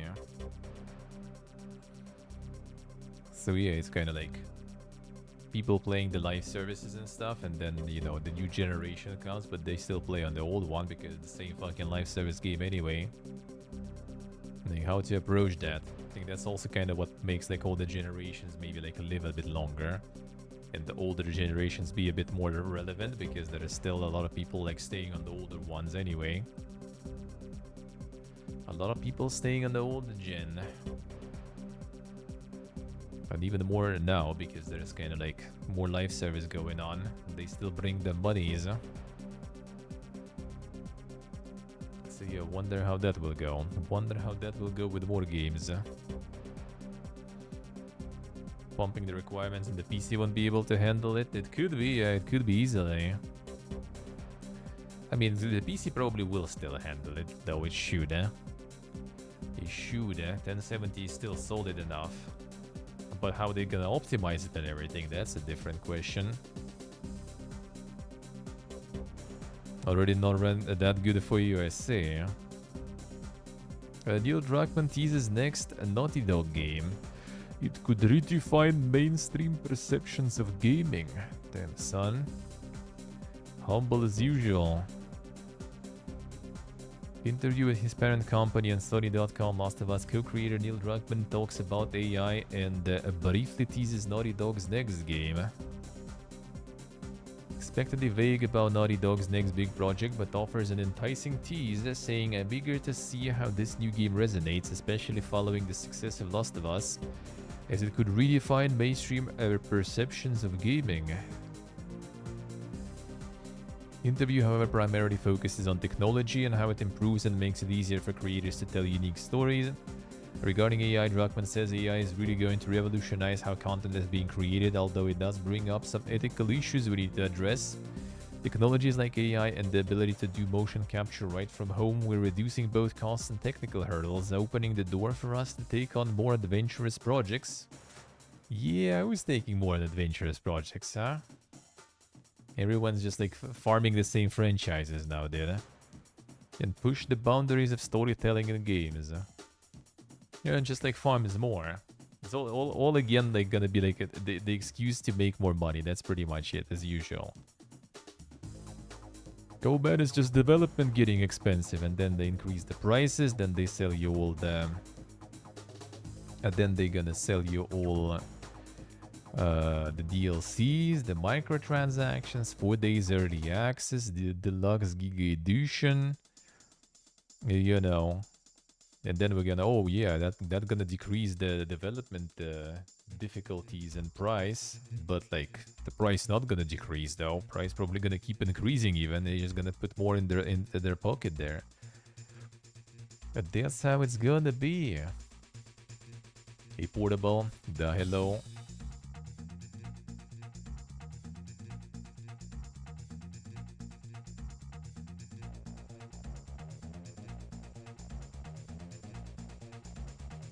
Also briefly touches on the future Last of Us TV show, citing that modern technology allowed him to oversee the TV show's second season remotely from Los Angeles while it shoots in Canada.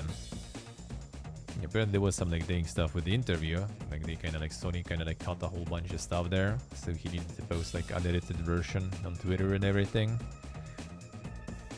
Because apparently they did change and cut a bunch of stuff from the interview for some reason. Call of Duty Black Ops 6 will be featured at Xbox's summer showcase. Who would have thought? There will be second live stream to highlight an upcoming game in the beloved series. Yeah, how it's beloved in quotes. That's a good one. I agree. I agree.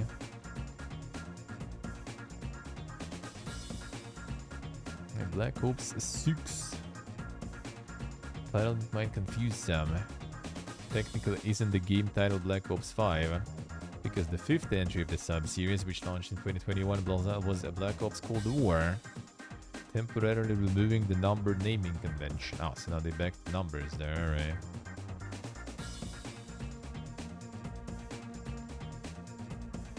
So they're gonna have the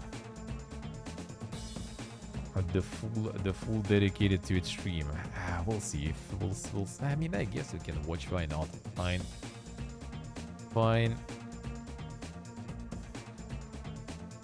Still always have a campaign, yeah. Well, I mean, at least 4 hours like in last game, I guess. Why would you even need that? Yeah, no idea. Like, why do you need like a separate stream for Call of Duty? Like, dude, will there something be like that different? Yeah, it's Call of Duty, man. What else you gonna show there? Well, I mean, I guess they want to promote it as much as possible, and if it's gonna be, which apparently should be on Game Pass, they probably just gonna like make it into full like, you know, like, yo guys, this game's so good, so bog, it's on Game Pass, free, pretty much free. So not so sure. Well, I mean, they maybe don't have anything else, you know, to show that much in detail. So we'll see, I guess. Even though, I guess it's kind of nice though. You know what? That maybe actually that's a good thing. Because they could just like do like a huge, you know, like chunk of Call of Duty in the main Xbox show. And everyone would be like, dude. And now we're gonna see, you know, like probably like a trailer. And then they continue with other trailers. And if you want to like watch more, then there's like a whole showcase after. And you can skip it if you don't care. So that's actually not a bad thing, I feel. That's how Jeff should do it, you know. But like after the main stream, we have like 30 minutes of Kojima, you know, just in a separate stream. Are we gonna be talking about him for all the 30 minutes, pretty much, you know?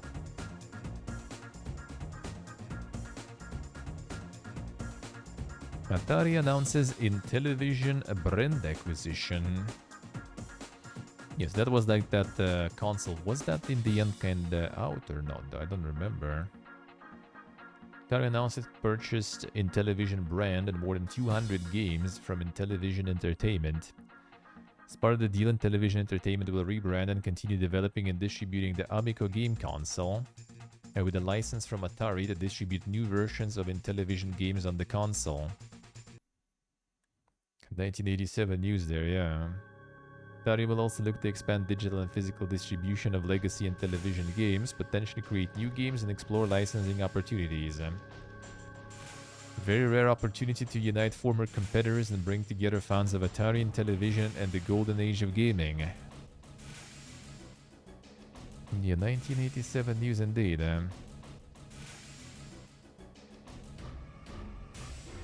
Atari and television titles to the Amico and Amico Home family gaming platforms. Yeah, Atari all of a sudden started pumping. I don't know when they got even money for that. It's just completely, you know, like sunset and everything, and then boom. There they are again.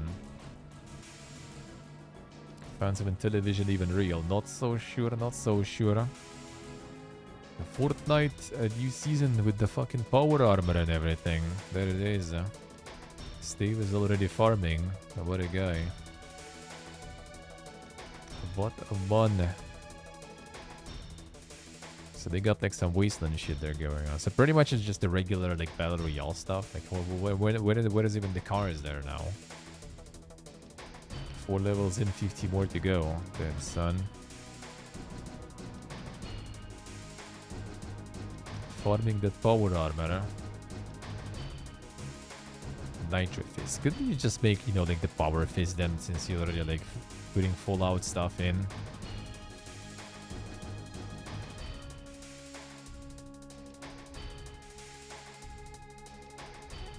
The returning weapons are your new weapons, not even that many, I guess.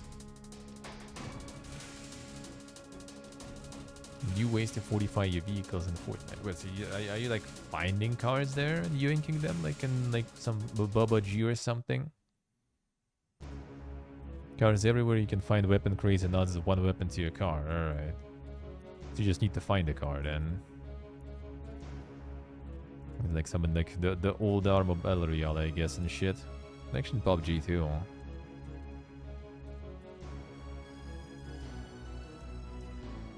Yeah, Nuka-Cola dude. So there's bosses now too. So they can like the giga moments that you can even solo them though. Then you can get some loot from them and everything. The medallion. Killed one boss, alright. Insane, dude, huh? All the dang stuff, but in a good game, that would be so nice. But I wish they would get the 76 more experiments, kind of like I wish they would actually return Battle Royale in 76, at least like as a timed event. That would be kind of cool. Those are good stuff. They maybe experiment more and stuff with stuff like that, like some sort of like it's like trendy to make like all the extraction stuff. Just make extraction, you know, like mode or extraction expedition in 76. Like that would be cool, dude. Can drive plus shoot simultaneously. I see. See. Fortnite is a good game. I mean, it is. It's just it's better. It's like, you know, it's just better, young, pretty much. That's the thing. You know. Like, not for everyone. Not for everyone. Is it like still the same, like the building mode? Or is it in the no build mode too? Or is this one dead even completely already? Like, it's like such a, you know, already like very specific experience, let's put it that way. The Fortnite and everything. Thing with cars combat and everything. Obviously we already saw. Might be getting that eventually. That would be nice. Yeah, it also has all the cars and bosses. Alright, that's what you play. I see.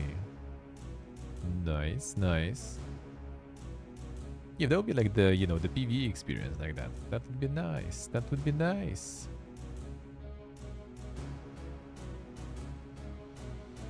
Microsoft integrate AI in the games. A tech giant showcased its artificial intelligence feature within Minecraft.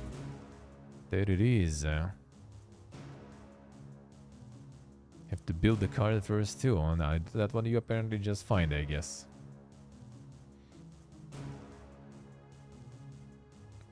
There's some form of PvE, but the menus give you kind of a little there. Lego. Well, Lego, yeah, Lego I think is PvE.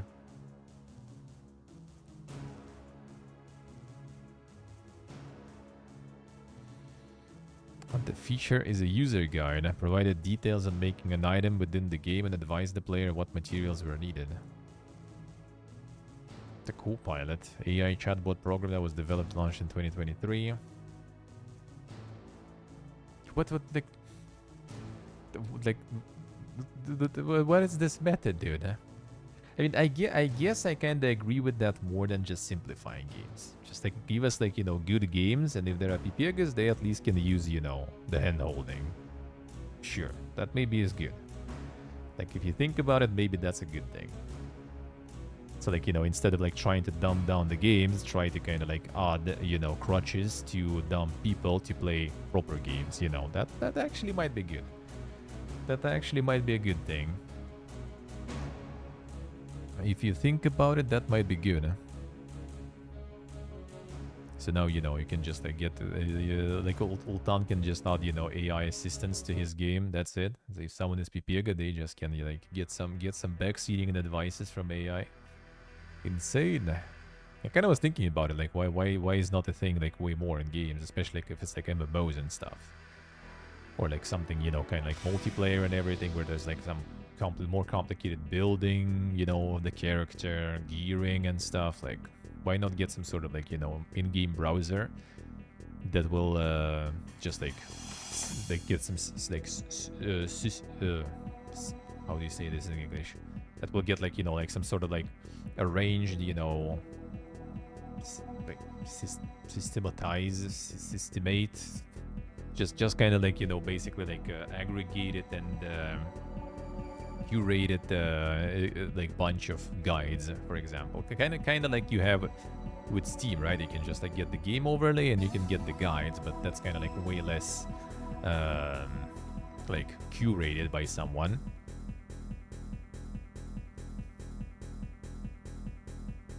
PS5 has that? Alright. Because won't ever admit they need help. No, well, I mean, maybe they will manage to get it kind of smart. We'll see. Like, my vision, at least, right? Like, in terms of difficulty and, like, when you start in the game, just, like, ask a lot of those, like some games kind of do that, right? Like, what kind of, like, control scheme you prefer, you know, like, this kind of stuff. So, like, here also, like, you know, like, why not just ask? Like, do you want to get, like, some hints, maybe specific ones even. Like if someone wants to go like full hardcore, like yeah, I don't want any like, you know, markers, don't want any hints, sure, be my guest, bro. Just like press a few buttons there and good to go.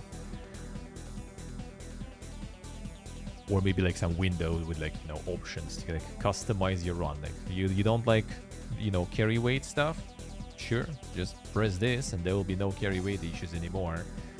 You know, want to get some extra hints? There you go. Like I, for example, is like a loot hoarder. Like I wouldn't mind if the game would be a little more like transparent with what kind of loot you can just like straight up free to ditch, sell. Like I would love that. Like some games just have that. They have like, you know, it like says like junk, or it says in description you can just sell it to the trader. I love that shit. When you just get some stuff and you like, well, that looks kind of maybe important. I don't know. Should I sell it or should I just keep it because there might be quests that will need it or something? You know, this kind of shit. Or it will be needed in some crafting later or something. And you just end up kind of like hoarding everything without selling. So you either like get like over cucumbered or your storage gets too full or you just kind of like in general like mold out because too much stuff going on, and you don't get any like money because you're afraid to sell stuff. True, Axel, true. I mean, MMOs and stuff, it would be kind of like nice too, huh? Just like having some sort of like this system, not exactly even like, you know, like the AI or whatever required. Well, AI might help to kind of like, you know, like aggregate that information and give you like somewhat kind of like vetted information on stuff. Like, oh, you want to build for this kind of like character, for example. There you go. There it is. You want to learn more about it, there's the link, you know, like this, like the YouTube video where, you know, it's shown how to play that build. There's like the forum post when that build is posted, you know, this kind of stuff. Like, I think in many games, many MMOs especially, that would be like making things way better, because like people still gonna end up going and looking up for some of the build, because some MMOs you just like they like, if it's ongoing MMO for a while, is you just like go in and you have no idea what's happening. Kind of with ESO, for example, right? You just go and there's like so much going on, so much stuff, so many skills, so many ways to like arrange and level your character, so many like different mechanics and systems already built upon, like which like fucking god to pick there, you know, which like things are better on your, which enchants better on your weapons and stuff, you know. It's like, bro, that is kind of nice to have some sort of a... I mean, you still go to Google and search for that stuff anyway, so why not have something like that in the game? So I think it might be kind of not too bad. In single player games, again, that kind of seems weird, but if it's not going to be pushed on you, then it's fine. Because yeah, I don't already like, you know, all those like the yapping companions and everything. That is already too much. That is already too much. So like even more assisting like that, you don't need to. But for some people, yeah, if it will like stop games from getting dumbed down by, you know, trying to make the player smarter, at least with, you know, with technology, that would be fine. That would be fine. Bandai Namco reports record sales and rise in profits despite video game decline. Digital segment beat all forecasts and expects 384% rise in profit next fiscal year. What the fuck? 384% rise? What? A record sales and rise in profits despite video game decline.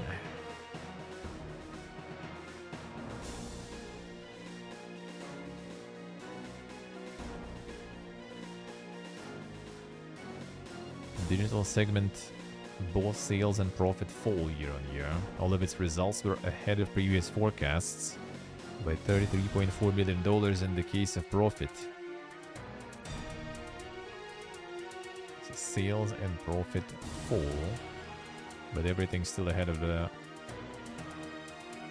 forecasts there.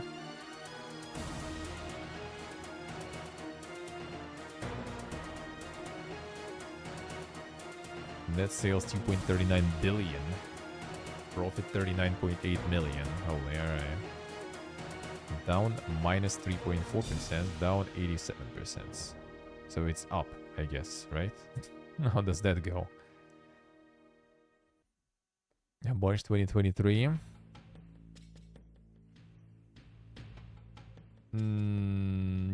Maybe a mistake. Maybe it was compared to the previous one.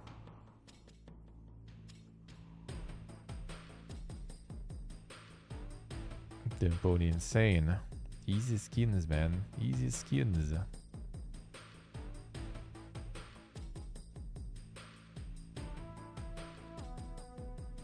Wait, forecast.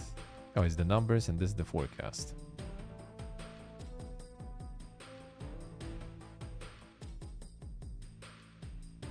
Got to get the free skins.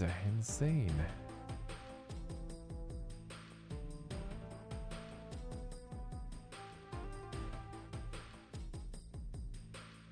Most of the growth came from its toys and hobby segment, with sales of Gundam figures and new trading card games for One Piece and Dragon Ball. Damn, son. TCG for everything.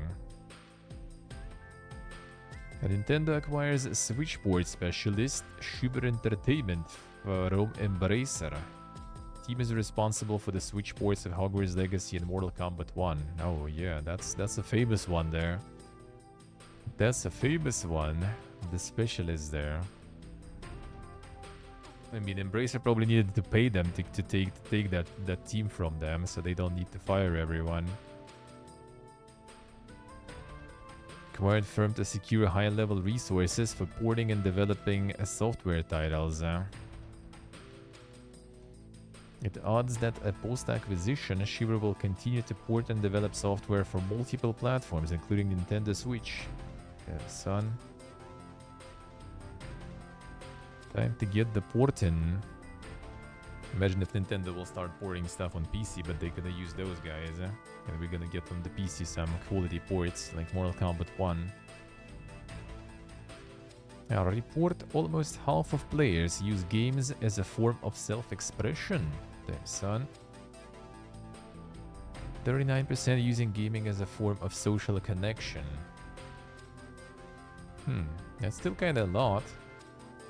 I'm surprised that like MMO, then in such environment when 39% still use it as a social connection, why like MMOs are not more prevalent? I guess it got replaced by all the like the live services and stuff nowadays that go forever already.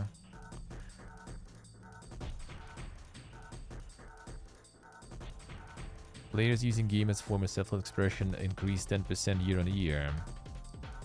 Of the top 5 different types of self-expression, character personalization was the most popular at 76%, followed by usernames 48% and gamer communication. You know, that guy with the 14 and 88 in his nickname yesterday in Warhammer, he was just self-expressing there. I see how it is then. The most popular motivation for playing games was to unwind and relieve stress, accounting for 54% of respondents. Achievement and rank came in third at 40%, while 39% said they use gaming for social connection and community. Other motivations included escapism, 37%, challenge, 33%, killing time and exploration, both at 31%. I mean, I guess they're kinda similar in general. Intellectual stimulation, 20%. Competition at 18% and control and ownership, 10%. What? How does that work?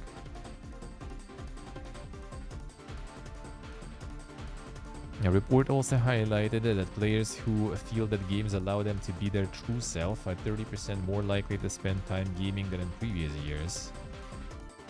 Games such as Roblox, Minecraft, Fortnite, Sims, and Stardew Valley were highlighted as some of the titles players used to express themselves. 64% of those surveyed found it easier to be themselves online than in person, while 80% claimed that their online personality was different from what they present in real life. Damn, 80% of you fake! Shaking my SMH. Shaking my SMH.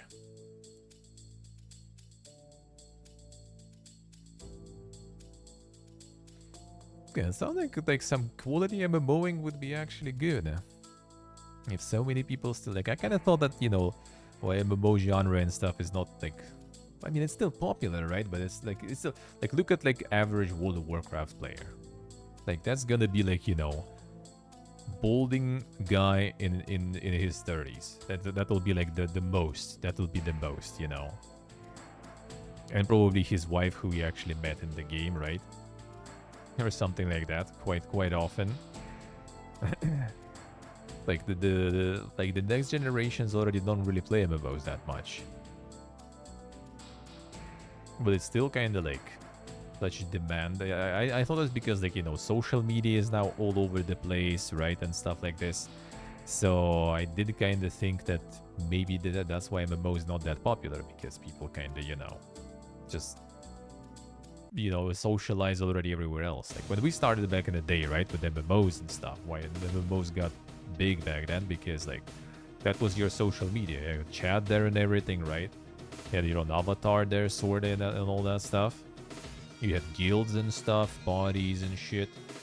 That was exactly like the socializing, because there was no social media back then. Like I even started using Messenger, fucking ICQ. I think I started using already while playing an MMO, if I remember correct. Yeah, I think so. Like I started playing MMO before I even started using messengers.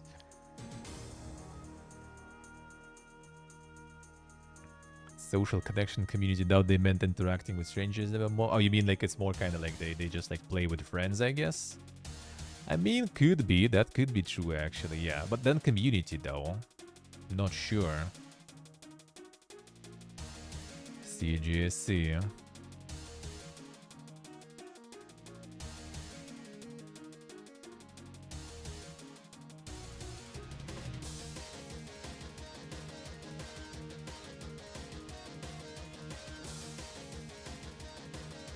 The community sense still kind of feels like something for MMO, though. Like, we just didn't have that stuff. So, like, MMO was the thing, was the shit. You can chat with people at groups, guilds. We had meetings IRL. There was, like, not even, like, you know, like, TeamSpeak and stuff appeared already later. Like, TeamSpeak was, like, advanced shit, you know.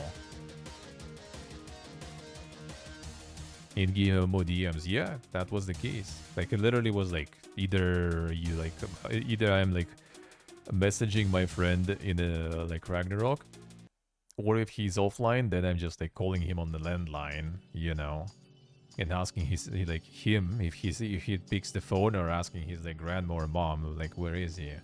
That was pretty much our interactions there. And there was like the TeamSpeak was already advanced shit, and we started that already like year 2, maybe 3 even in Ragnarok. First was like literally again landline. We were just like sitting, like there was even like at some point there was when I was just starting, there was like I was playing with my friend, with my real friend mostly, right? Ragnarok. But at some point I was also playing as a priest, well, acolyte back then. So I was supporter. I needed someone to level, you know, and I'm in. My friend's not, and I'm like, well, I need to fucking level up, dude. So I got some like random group, the random guy to play with. Then I was like, well, you know, where are you from? I'm like, Moscow. I'm like, oh, also from Moscow. Like, let's just go landline there. It'll be easier to communicate rather than chatting. And yeah, just like called, you know, like the random dude. Apparently was like living like a couple like districts away or something, basically. Just called him. We were just like sitting on the landline, just like playing together. I was supporting. That's it. That's it, man. And then already like ICQs and other stuff appeared. So I thought kind of like maybe now it died out because like everyone is like, you know, and then a whole bunch of different social medias. You know, everyone's like even Steam is a social media if you think about it. There's all the chats and stuff there. So like people already kind of like so socialized, they don't really want that anymore. That's how I feel, to be honest. Like I go play MMO, I just want to be left alone, you know. I don't want to like anymore to do all those guilds and stuff. I had my fair share enough. A guild leader and stuff, I don't want that. I just want to go in and play, you know, calmly with no preferably like communication whatsoever. So I thought maybe people like that. People still see there is a huge demand for some socialization. There still is. The socials overdose, yeah. I don't even use them that much, but still, like, even after streaming and everything, you just kinda playing by email. Yeah, what was the name of that one? I forgot the name of those. Was it mods or something? MUDs? The email ones. That was the shit. I remember like reading about that in magazine back in the day, and I was like, damn, that's fucking cool, dude. You just like play some game over email with others, and then you realize that there's actually no MMOs where others actually like there like running and playing. I'm like, what the fuck, dude? Holy shit. I want that. And then nowadays I feel like that holy shit and everything is already gone. People don't want that anymore. But there's still a demand. So maybe just like new MMOs not like, you know, hitting the right notes probably for that, maybe. Probably.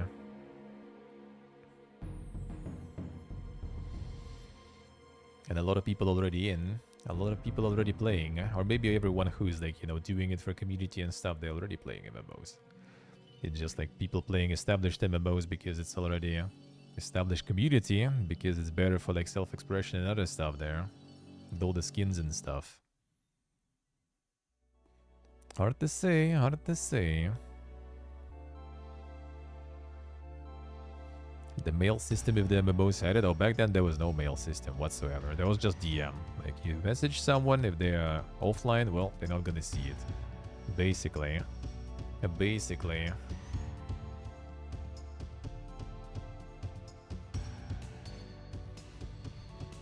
Don't quote me then. A little kitty big city reaches 1 million players on Game Pass. Studio sold 100,000 units in 2 days and 1 million on Game Pass. See, the cat likes, man. The cat likes are the future.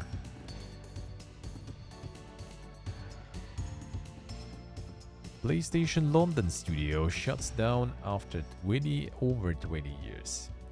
Developer's closure comes months after Sony announced global layoffs. There it is. Another one. 20 years London studio has been home to some exceptionally talented and wonderful people in the games industry. They close the doors and all go forward to new adventures. We wanted to say a heartfelt thank you to all our past and present players and colleagues who have supported us over the years. We had one wild and wonderful journey.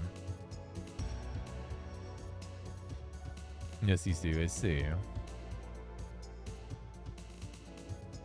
The live service. One of Sony's most experimental teams, actually. Worked on iToy, a Wonderbook, and then VR. There it is. Amazon opens a new studio in Bucharest. Ubisoft veteran Christian Pana to lead Amazon's first internal development studio in Europe. Then the Bucharest already getting like quite a lot of stuff. Yes, Ubisoft there. I think there is a shitload of like different like mobile and stuff. There's even the Coomer publisher. I think that I read the interview with one of the developers who moved to Romania was there too. I'm like, the fuck, dude. This is insane. Insane, man.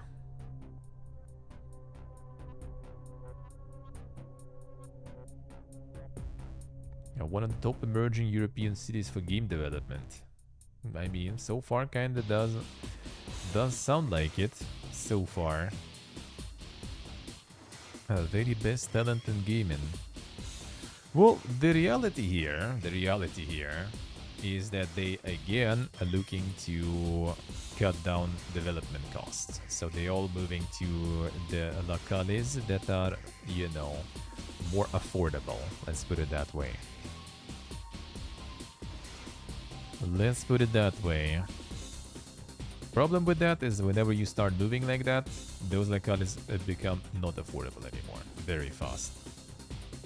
It's kind of the same as like in 22, like, you know, a lot of people from Russia moved to, and a lot of companies also from Russia moved to like Armenia and Georgia, and the prices are ridiculous.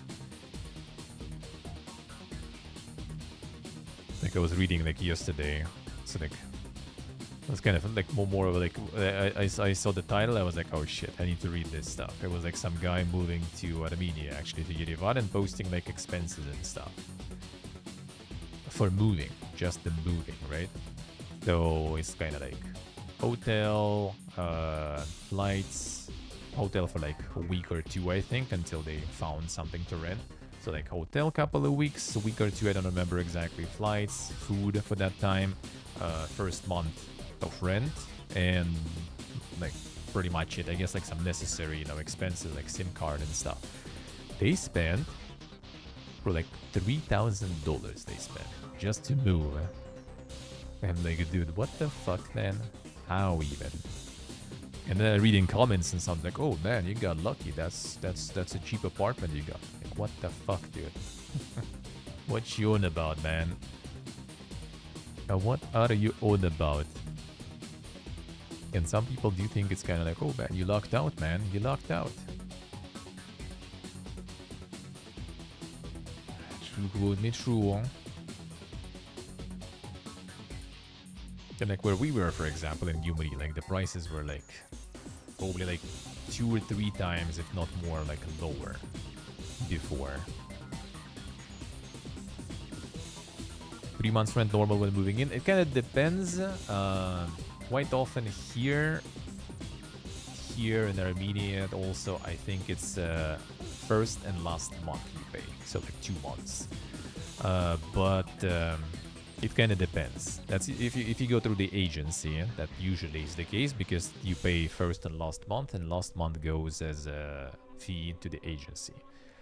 Well, in our case, it was interesting though because like we, first of all, when we rent this one, we had our agent, right, who was looking for an option for us. We weren't paying shit actually. Here at least pays only the owner of the property. So for us it was free, so why not use agent, right? So we got the agent who was looking for stuff.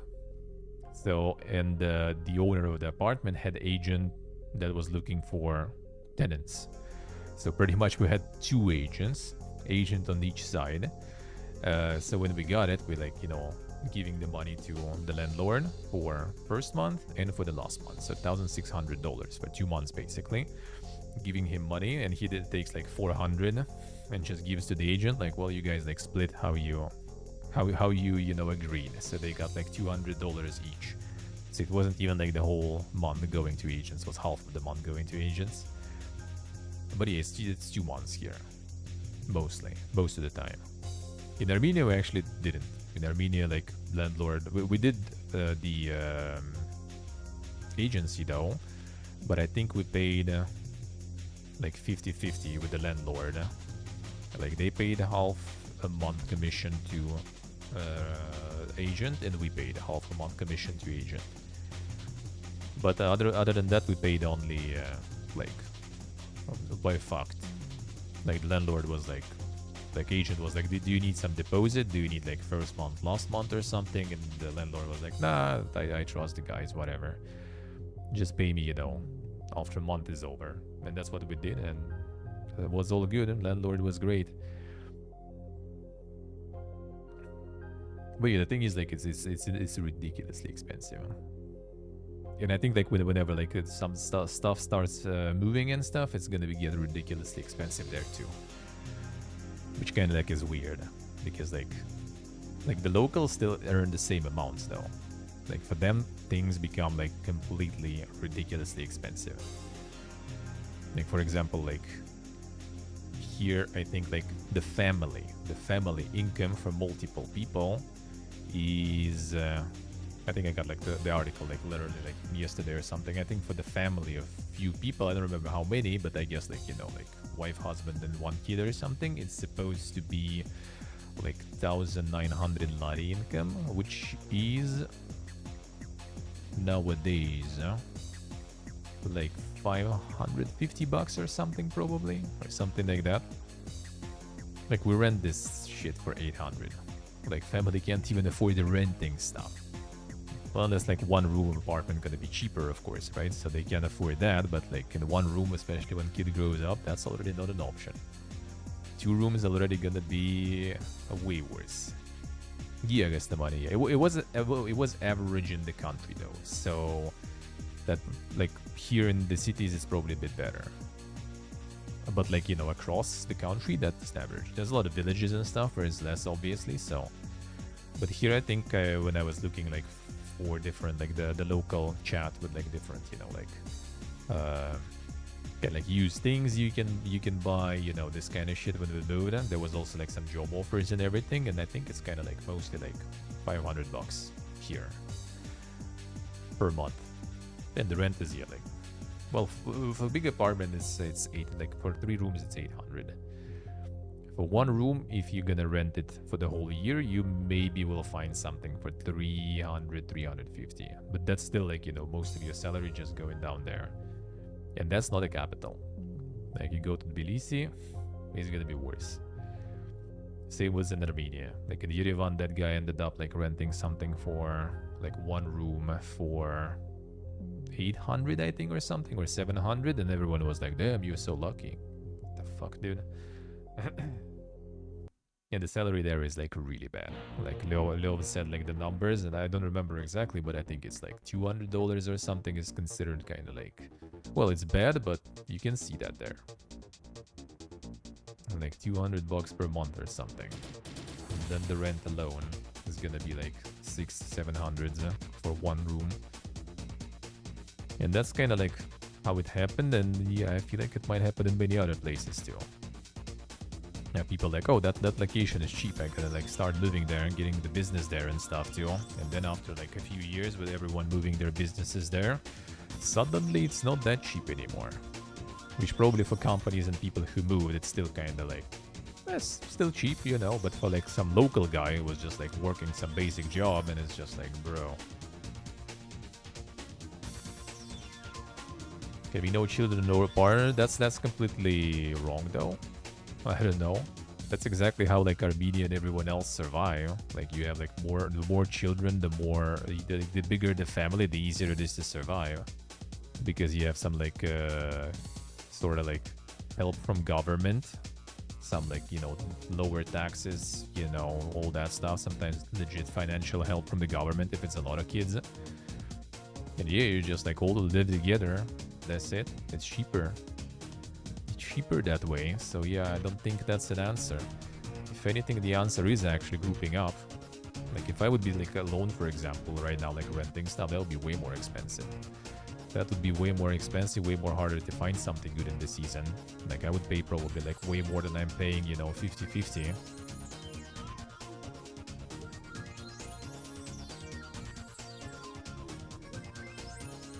So yeah, it is actually cheaper. So partner is cheaper. Kids and stuff, yeah, that already gonna be expensive, sure. I don't think it's the costs though. I don't think it's mostly.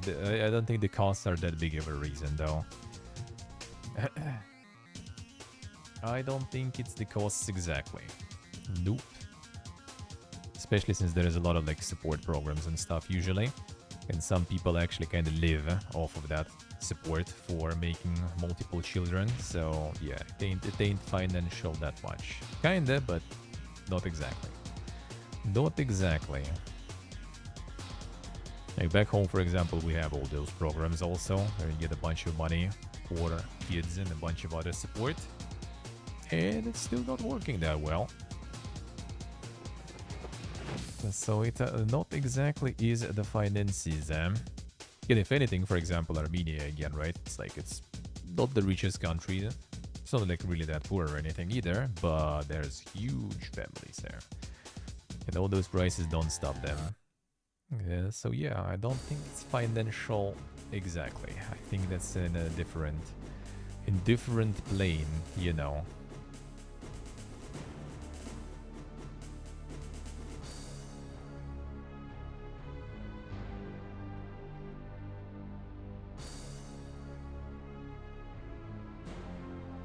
Daycare costs? Oh yeah, the daycare costs and stuff. Oh, I see.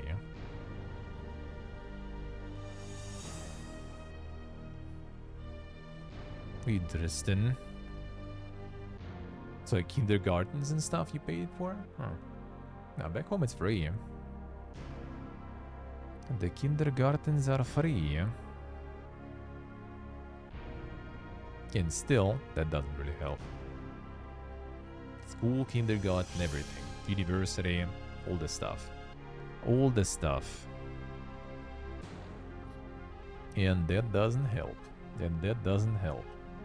I think it's kind of like the problem is mainly also in different plane. In different plane. Finances also sort of course. But yeah, even in places where finances are not an issue, or the finances are a huge issue on its own without even kids, it still might be, on one hand, kind of fine, like in Armenia, for example. On the other hand, with finances are kind of fine, it might be really bad, like back home. So yeah, it is not that simple. It is not that simple with that stuff. But yeah, basically, like, I think a lot of this, like, relocation now of the studios and everything is due to them trying to, like, save monies on the development. Which, again, it's not gonna be making games cheaper or anything. It just means that someone's gonna be putting more money in their pocket because they are saving on developing stuff, as usual. Yeah, they always do all this optimization and stuff, always trying to reduce the costs of development, but in fact they're still gonna complain about the cost of development and increase the price of games eventually. Arrowhead Games. We want to be the next From Software or Blizzard. Nowadays, probably not the best idea to try to compare yourself there. Helldivers 2 developer on handling the shock success of its game and its thirst for more. Depending who you are, you always point at different things as to why it's successful. If you are a business exec at a major publisher, you'd say it is the live service element that keeps players coming back and the cheaper price point. If you're a game designer, you point to the systematic nature of the game. If you're an artist, you'll talk about the day and night cycle, destructible environments, and the beautiful worlds. It's the balance between all these elements. Speaking personally, I would say it's the fact that we are doing something with Helldivers that is outside of the inflection point that the games industry is heading towards. What you're seeking through these cycles in the industry is people taking inspiration from each other and building upon that. But that means people are building towards a single point because you lose something through each iteration. With Helldivers, we made a strong decision that we are not going to go with the status quo, and we're going to place ourselves outside of that by making lot mechanics that are generally not seen in games. A friendly fire on always, and I think people are surprised that we make games this way, and they're surprised that the responsibility to not blow up your friends is on you. Bashted personally success Helldivers 2 is a realization of a dream he has had since he was 80 years old. Asked my dad, how do I make a video game company, and he said get really good grades, and of course that was a lie. Damn, you baited, man. Problem with realizing a dream is working out what to do next. That has put me in a strange mode of contemplation, because the problem was with achieving such wild success, achieving your calling, is you have to choose your next chapter, and it doesn't come from within, like knowing what you wanted to do since you were 8. This net polished to Shams Jarjani, and Jarjani's history with Arrowhead stretches back to the start, who was one of the organizers of the Swedish Game Awards, which Arrowhead won with its game Magica. Johnny then joined Paradox Interactive, which had just signed the game, and he was assigned to the project, helped launch that, and then Arrowhead's second and significantly less successful game, The Showdown Effect. We then had an intense negotiation over Magica 2, which was finally resolved in an Icelandic hotel room overnight. Both of us were drunk at the time, and we decided that no, we won't do that project. But the two stayed in touch, and then in 2021, Jarjani left Paradox. Had a bit of a big company PTSD, he continues. Paradox was 800 people, 10 studios in 6 countries, and a public company. After leaving Paradox, I came to Johan and said, let's do something together. Might end up killing each other, but we'll have fun. Johan, as wise as he is, told me to fuck off because he had a game to ship. That game was Helldivers 2. Eventually, Jarjani did start advising Arrowhead, and then with the Helldivers 2 at the door, Pilestead asked him to become CEO. The move means Jarjani will take over the day-to-day running of the business, allowing Pilestead to focus on game creation. About at a stage where we were wondering what's next in our careers. I realized that we probably couldn't quite get to those places if we didn't have the other one to help us get there. Because the overall direction of the organization, I'm still the chairman, so me and Shams are still going to have strategic conversations on how we're going to take Arrowhead into the future. Job is to enable him and the other creative people to be able to do more games.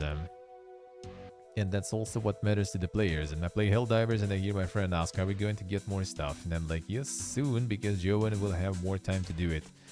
Want more enemies? And I'll tell Johan.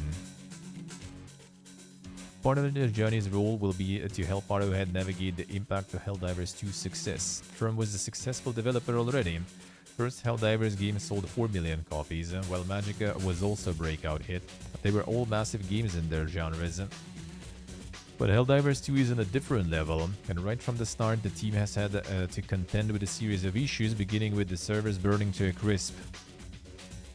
We tried to fan that, but you shouldn't fan flames, and told people to not buy the game until we can manage the service, but that actually increased the amount of users, unfortunately. Then there was the issue around adding the need to log into PlayStation Network to play the game, which resulted in the backlash from fans and Helldivers 2 becoming unavailable in certain markets. Sony eventually backtracked on the requirement, but it's still unavailable in those markets, by the way. Plus, there are other general live service issues too, such as concerns around game balancing. Something the organization has seen before. We had the horrible launch of Magica, which was really buggy, and me and Shams recognized that we had to interact with the community, talk to them in the honest way, and tell them what's going on as much as we could. And then take action immediately to resolve the issues. So we've seen and been through it before, albeit at a much smaller scale. It is higher stakes this time. Now look at the challenge ahead of us. We feel like Frodo and Sam are going towards border. I believe his approach of we'll take one step at a time and then we will solve the issues as they come. The string of Arrowhead is in the camaraderie that we share amongst the team and the desire to help each other. We know that whatever we are going through, we are there for each other and we will be able to take on any challenge, almost, and come out stronger on the other side.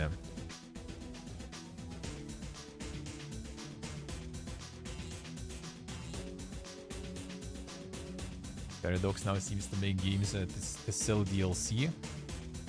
I mean, that was always the case though. It's just the thing is like the genres that they pick for their games, like even when they will be good, like properly working on release, like Millennia for example. Like it's fine, it works, it's pretty good. But there's still gonna be a lot of unhappy people with that because there is just not enough of content. Like when you go with the 4X genre and stuff, it's just gonna be like not feature complete, you know, compared to the other games that they had before and that they pumped a shitload of DLCs for. Like it's just impossible.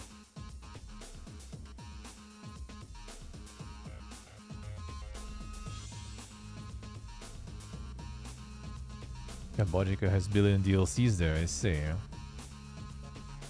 Just shut out with tons of issues. To be honest, like if we talk tech issues, then the City Skylines is pretty much the only one. I think most of the other stuff recently in terms of tech issues at least was fine. Like Millennia and other stuff was okay. Even like Victoria for example. Tech-wise, that was fine. The problem is with like the content and everything. Yeah, the content is already more complicated thing. Because like as I said, like especially when it's like, you know, the third or whatever, second, third, fourth part of the series, like it on release, it's never gonna be on par with the previous game that had already like fucking 20 DLCs out or something, adding a bunch of content and mechanics plus mods there and everything. That's already a thing since Civ, you know, when the Civ 6 was out, and I think it's still the same narrative even nowadays. The sentiment was always like just play Civ 5, you know. That's it. And that's kind of the same there. So they basically just kind of like accepted that. So they just kind of like release whatever they have, and then they just pump the DLCs. Millennia also something. Millennia is fine. What's wrong with Millennia? I played Millennia. Nice, Steve, nice. What's wrong with Millennia? Millennia is exactly the that Civ thing that I mentioned. It's like it's fine. It runs fine. It has interesting stuff going on. It's just like there are other 4X games that are, you know, way more feature complete with way more content there. Not because Millennia has a small amount of content. It's just because like other 4Xs have a shitload of content in comparison. And a lot of systems going on. Not feel very basic? Nah, not really. It's just the regular 4X game. Like literally. Like like you play Civ, basically. Just like with a twist with different heroes. That's it. Like I don't know, I didn't feel anything basic there at all. But yeah, like it's not feature complete compared to some other 4X game that had a shitload of DLCs already out. Same with it was with Crusader Kings 3 when it was just out. It wasn't bad, it was good actually, but like, yeah, you want like better experience, there's Crusader Kings 2 with way more content from the DLC. And like trying to ship the next game in the series with the like content parity sort of with the previous series, that will take a while probably to do. That will take a while, that will take a lot of effort, and yeah, that will ruin their business model of pumping out the DLC. So You know, I feel like it's also like, you know, part of the audience already too. They just want to get like a bunch of other content to those games. Like they want that support basically. They want more content for their buff painting simulators, you know. So they keep building that business model around it. Not saying it's good or anything, but yeah, it's not like they basically like allowing games to go like sometimes broken and stuff because they know that they're gonna be a shitload of DLC for those. Those that still, you know, not float, they just, you know, those that sink, they just abandon. Kind of like Imperator, for example, didn't go well. Tried a bit to save, still didn't go well. Well, forgotten, you know, abandoned.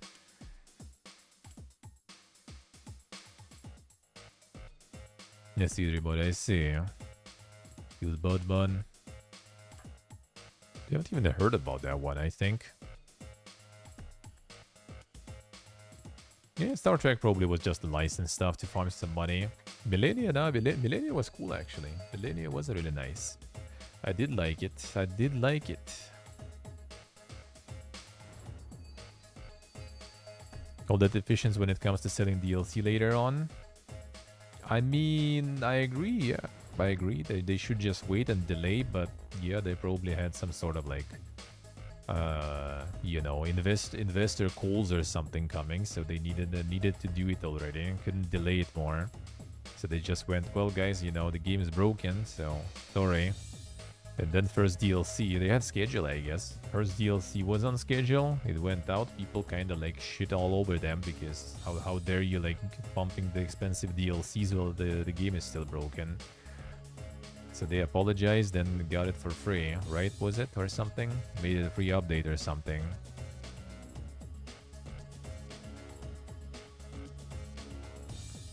Does not end well, yeah. That did not end well even, so they actually backtracked on that one. But they hoped it will slide, most likely. Most likely.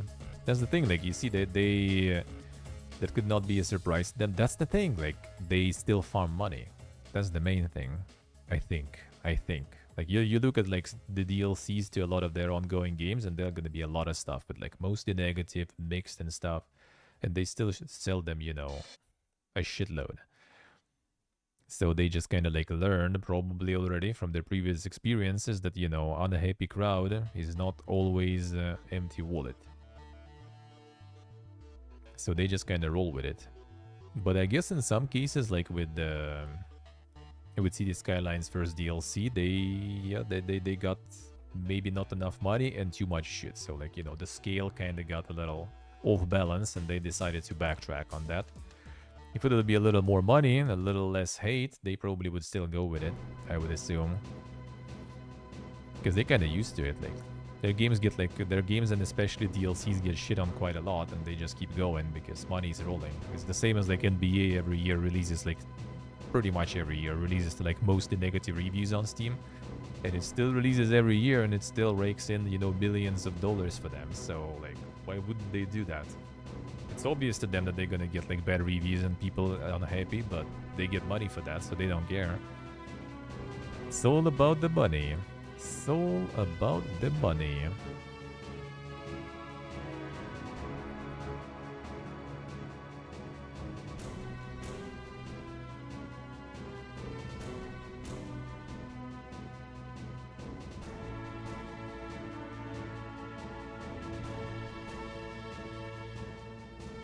Yes, yeah.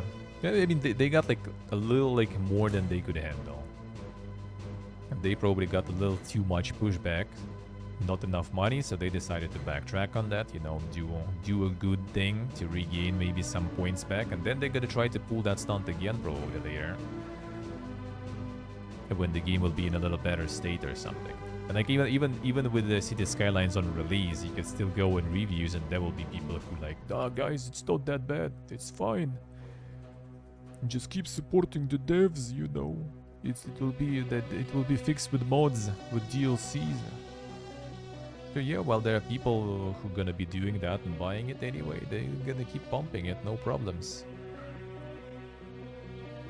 Karsten says that the experience so far has been extremely enjoyable and a little bit daunting. Helldivers was inspired by Dragons and Demons, Sweden's answer to Dungeons and Dragons, and the team has enjoyed playing the game master role with its community. Game design is about transitioning our love for pen and paper RPGs into games that don't necessarily have dice rolls and stats. A lot of these pen and paper sessions are based on a serious premise which dissolves into farce. We are seeing this with how community interacts with Helldivers too, but also how we interact with them. With 12 billion fans, there's been some challenges with the community that team hasn't experienced much before. Big difference now, which is horrifying, is the amount of threats and rude behavior that people in the studio are getting from some really shitty individuals within the community. That's something new we have to deal with.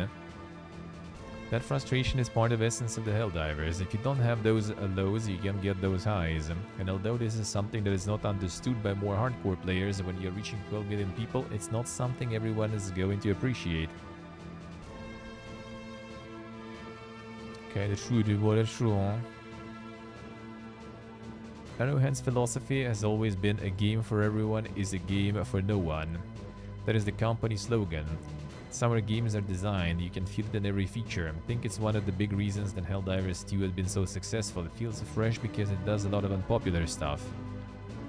When you hit this big, much bigger than anyone thought, Sony asks everyone, what happens is the game finds an audience outside of that niche fan group. So you get this amplification of different voices, and almost all games have a bit of toxicity in the community.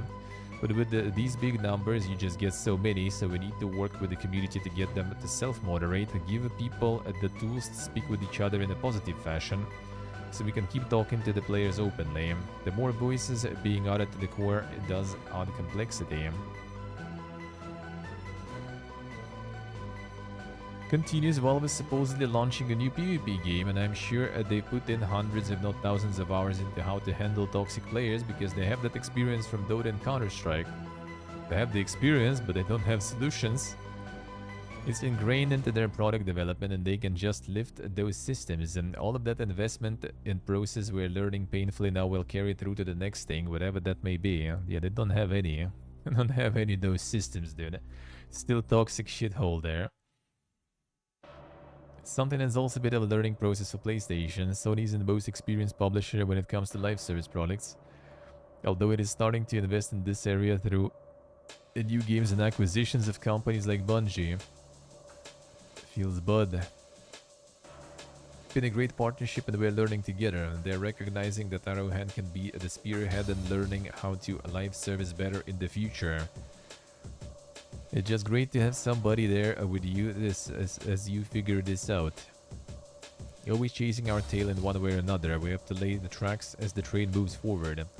Optimizations and workflow improvements we can make. We're going in and tuning the organization to have the team work at a reasonable rate. Because right now, to some degree, we're burning the candle at both ends. And we want to get to the point where we are producing as much candle as we are burning. Focus today is on Helldivers 2 and getting that balance right, but the studio is feeling confident, has a strong financial position, it has strengthened its leadership team and is now looking ahead to what's next.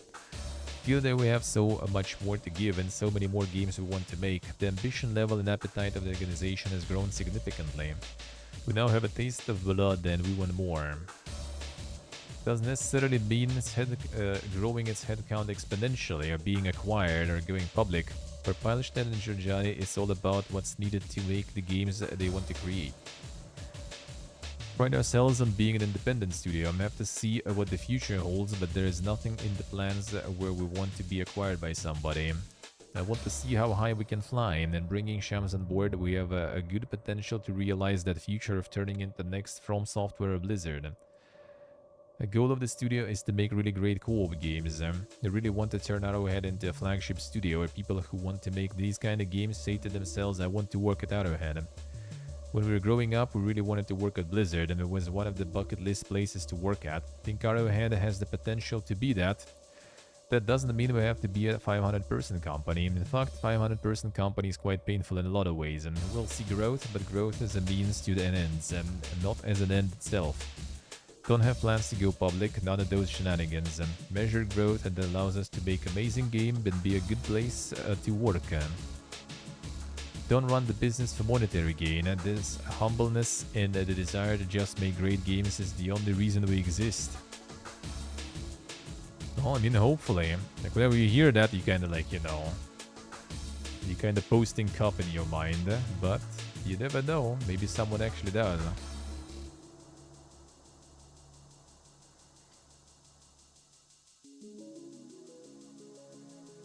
True, remote, true. No, that's just what we basically had. The CEO. The whole interview there. Twitch hours view that dropped to 1.64 billion in quiet April. Stream Elements reports Rust enjoyed 19 million hours increase thanks to a Waves of Change update. It's on Rust pumping. Well, I know there was like some server now going again with streamers or some shit.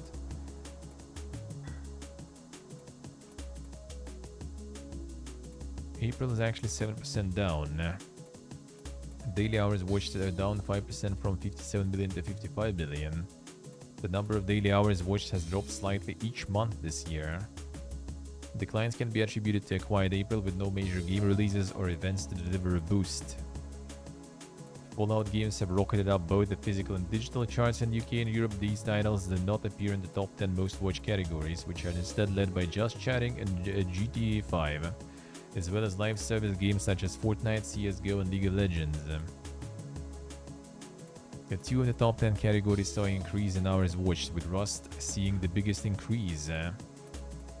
Waves of Change update pushed viewing hours up by 227%.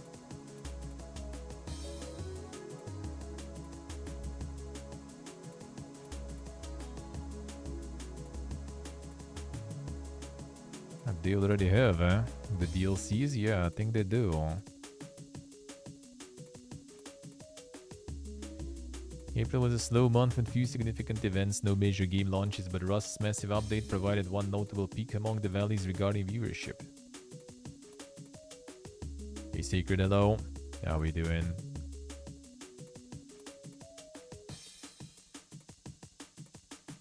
Jinxie was another highlight by being a first creator to be a top streamer twice in 2024. The guy was like from Siege, I think, right? That was a Siege streamer, actually. And Siege is not that dead there, I guess. That produces the content creators that can go to the top. Twitch adds ways for users to filter unwanted content. Streaming site will now blur or hide live streams involving gambling, drug use, or sexualized content. Yes, you can go to the settings and change your settings if you don't want to see the Coomer stuff. See Sacred, I see. Doing good, man, doing good. Busy the whole weekend. Feel bad, man. Hope not working. Hope not working at least.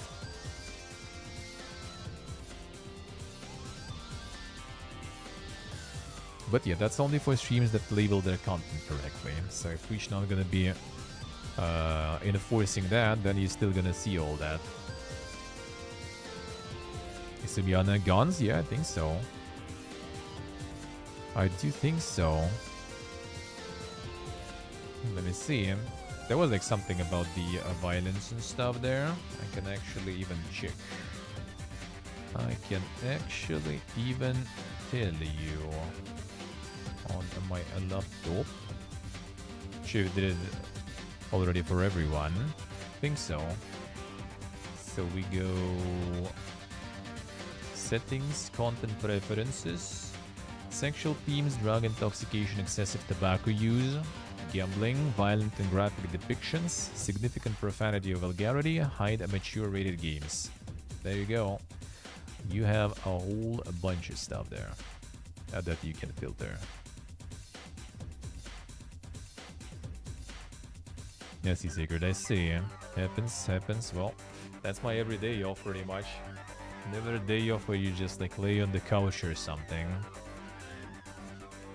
It's always a productive day offs, man. Sexual content this stream will be unavailable? How so? How so? I mean, you can just put the blur on if you want.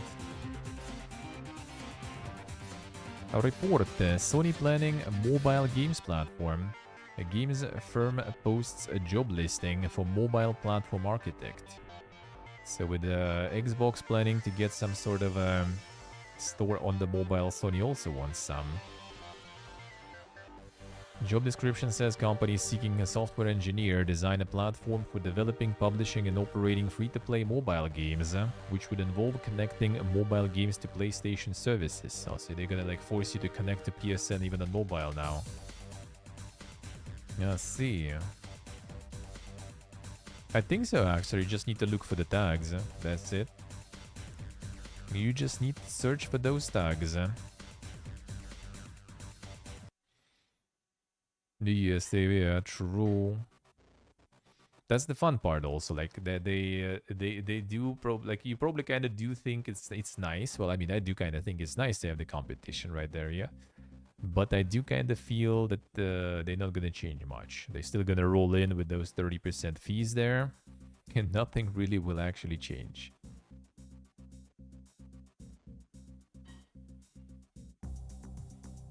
Embracer Group full year sales rise $3.9 billion, but $1.5 billion debt remains. Dude, it was like 1 billion, no? CEO Lars Wingefors says past fiscal year was transformative as group presses on towards three-way split. It's like modern economy, dude. Profits, income, everything growing, but we all see the fucking dip, 1.5 billion deep. So yeah, we're gonna be cutting and laying off everything.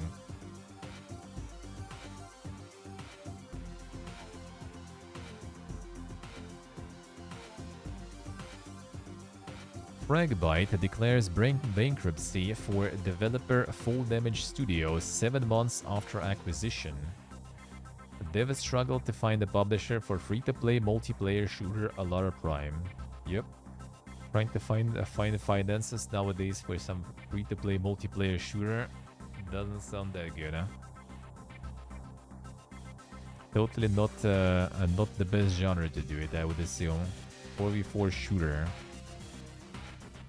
Struggle to sign a publisher for the game. This led to an unsustainable financial situation for the developer. With live service elements, yeah. I mean, we'll see how X-Defiant will go. That will be kind of interesting.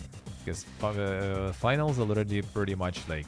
They already said that it's not you know, living up to expectations from the publishers. We'll see how we'll see how long that one will float.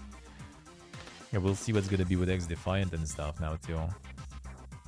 It's the attention economy, man. Now it's like you release that stuff, there's gonna be like a bunch of like, you know, hungry content creators just jumping on the new game, playing the shit out of it. Everyone will be like, oh man, it's so good. Everyone will be like glazing you all over the place, and then in a few weeks they're gonna be back again to like Warzone and other shit. I see window, I see. Because like people still, it's also kind of like sunken coast fallacy there in a way. In the end, especially with the free to play game, I guess it's even worse, right? Yeah, like all those, like in WoW at least there's something is subscription, right? So like returning equals paying. So you might actually like play something else instead that is free, for example, or you know just take a break and play some other subscription game like Final Fantasy or something, right? That has more content. But with free games, you know, there is no subscription, no, you know, no hard feelings. You just go play something else. Well, I think I'm gonna return there. Like I have all the skins there, you know, that game has better player base, it's alive, streamers will return to it too, so that means the new one is gonna be dead and I'm gonna return to the one I already was playing. Black Ops 6, yeah, Black Ops 6 is gonna be the next one. 4 apparently already exists. 5 never existed because that was Black Ops Cold War. It didn't have a number, but that was 5. So the next one will be 6. A Rolling Stone establishes new gaming vertical.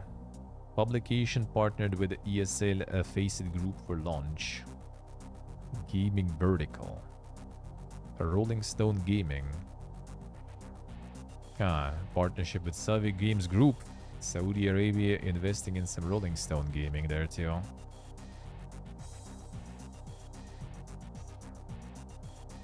Section will be headed by senior gaming editor Christopher Cruz, who was previously an executive producer of the site's content studio, which included its daily show Rolling Stone on Twitch, that they closed actually.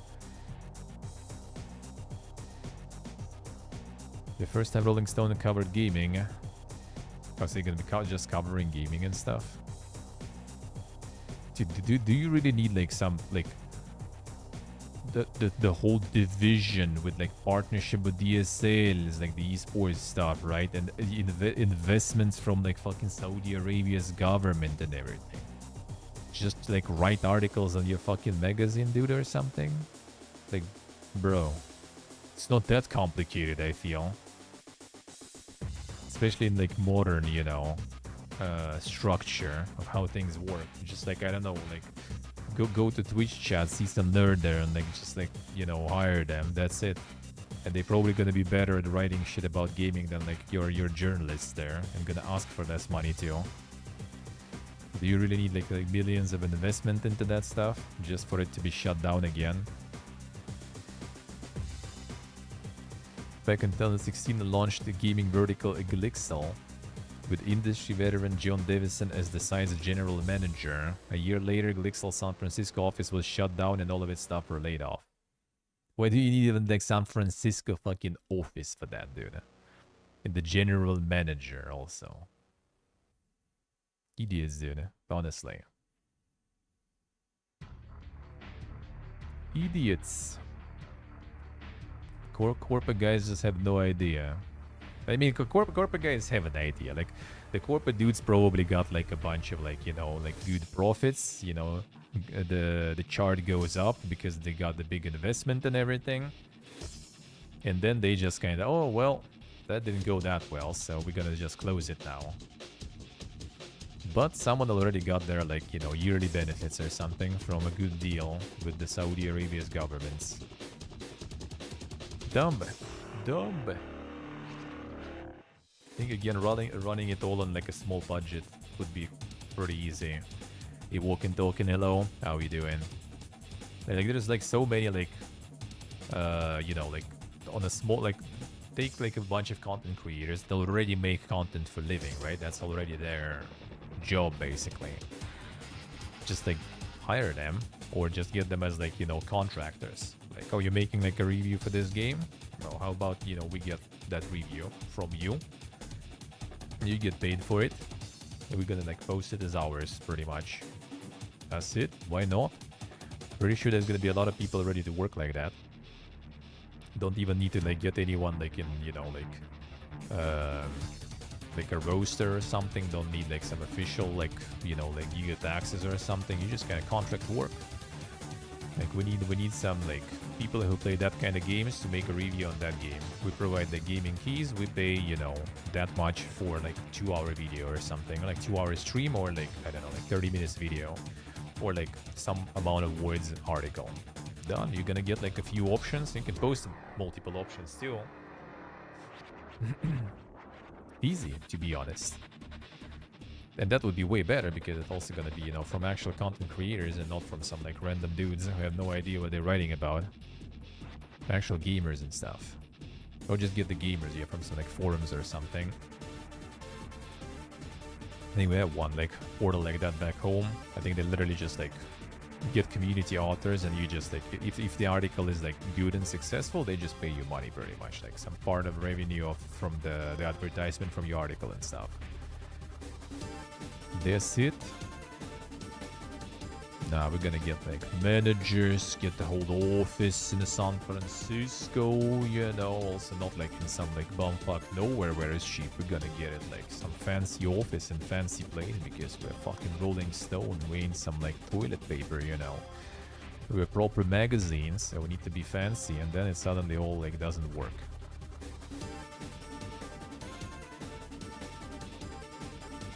In general, I think like it just could get like some like, okay, not small ones, but get like more like bigger content creators on board. You're sure gonna like pay them also, but I'm pretty sure like the pay will be close to what you pay to those general managers and stuff. And that's it. That's gonna be like double edge, you know, sword sort of. You have like the you grow because, you know, content creator is already known, and content creator grows because, you know, you are fucking Rolling Stones. You have like, you know, you have the audience of like, I don't know who even nowadays reads Rolling Stone, and they have an audience of actually, you know, kind of gamers who watch streams. There you go. You have the overlap, you have the exchange of audiences there. Relic Entertainment partners with investment firm.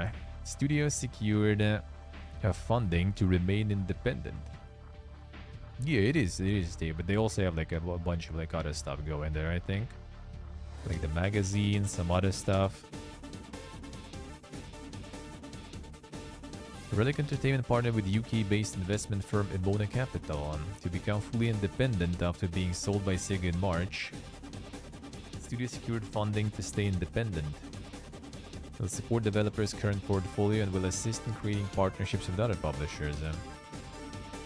See a huge opportunity to unleash Relic's creative potential as an independent studio. The talent, technology, and track record we have built over the years are an amazing starting point for us in this next chapter. That's pretty nice. Independent sounds good as long as they will have enough money to remain independent.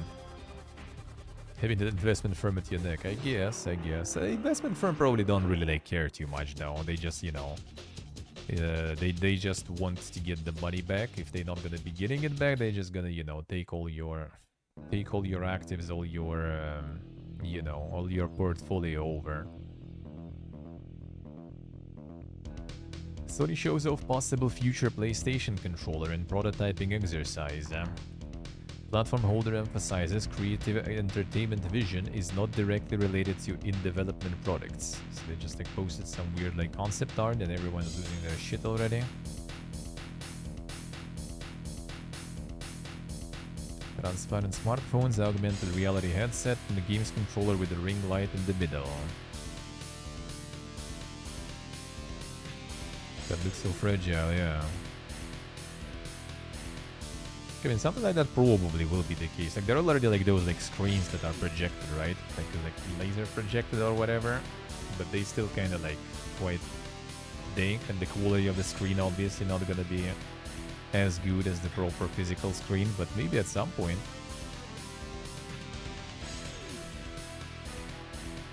Let's see.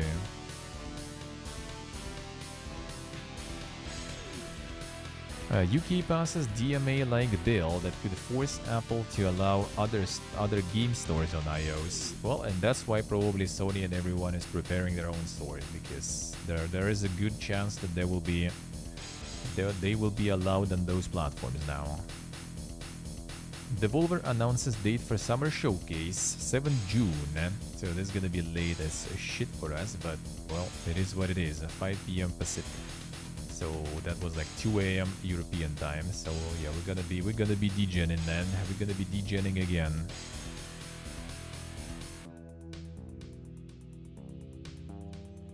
The multiverse is getting Agent Smith and Jason Voorhees.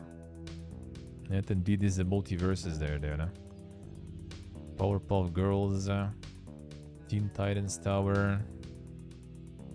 I wonder how long this one will last also. Like when like the beta was out, it was just kind of like there, and then it was poof and gone, and haven't heard about it anymore. PvE mode, alright. Well, PvE isn't kind of like single player or something? How will that work, I wonder? But actually it's like the live service, so... Because technically you have that stuff in like Mortal Kombat for a while already. You just kind of like fighting with the AI, you know, opponent. That's it. Black Myth Wukong features 160 enemy types, 80 bosses, it's claimed.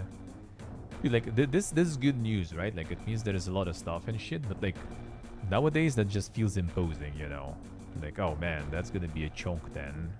Am I prepared to commit to something like that where you will need to defeat 80 bosses and stuff? That probably will take a while. Hey, Warthogs, hello. How we doing? 80 bosses equals 20 repeated. Yeah, the Elden Ring like. Maybe. Around 160 enemy types, 80 plus bosses. They go on to say that the game will have New Game Plus at launch. Damn. Multiple endings to experience. The game is slightly easier than Soulsborne games. How did they measure that? How did they measure that, though, New Game Plus at launch. Revolutionary. Indeed, Well, nowadays that goes as a DLC or something, like with some award modes and everything. Could be, I guess. No, that was just a guy who is, I guess, a tester or some sort of leaker there, who says that it's slightly easier than Soulsborne. Like, are you just subjectively comparing that you had a harder time there? I guess. Take-Two CEO highly confident about GTA 6 release window. So they believe, they believe that it will be on time.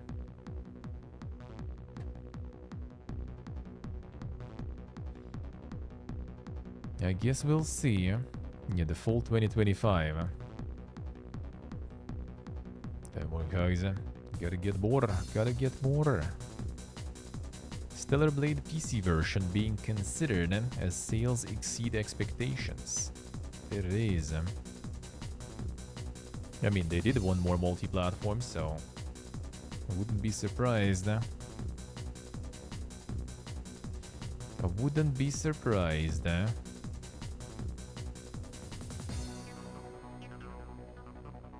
Considering that concept, recently Ghost of Tsushima hit Steam, yeah, well, I mean, that would make sense. Yes, they probably.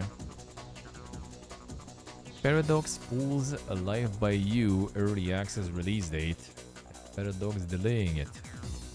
June 4th early access release. After much consideration, we regret to announce that we have decided to retract Live by You early access release date, previously set for June 4th.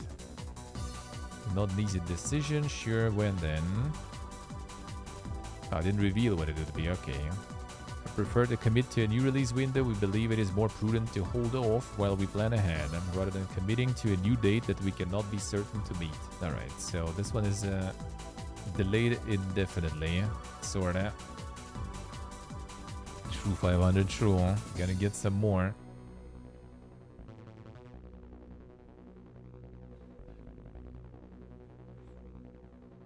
And nice, nice.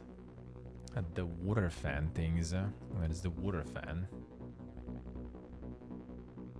Ninja Theory's next game is already greenlit. There it is. There it is. A response to people misinterpreting the studio's latest Twitter post, in which Ninja Theory Studio head Dom Bettis thanks fans.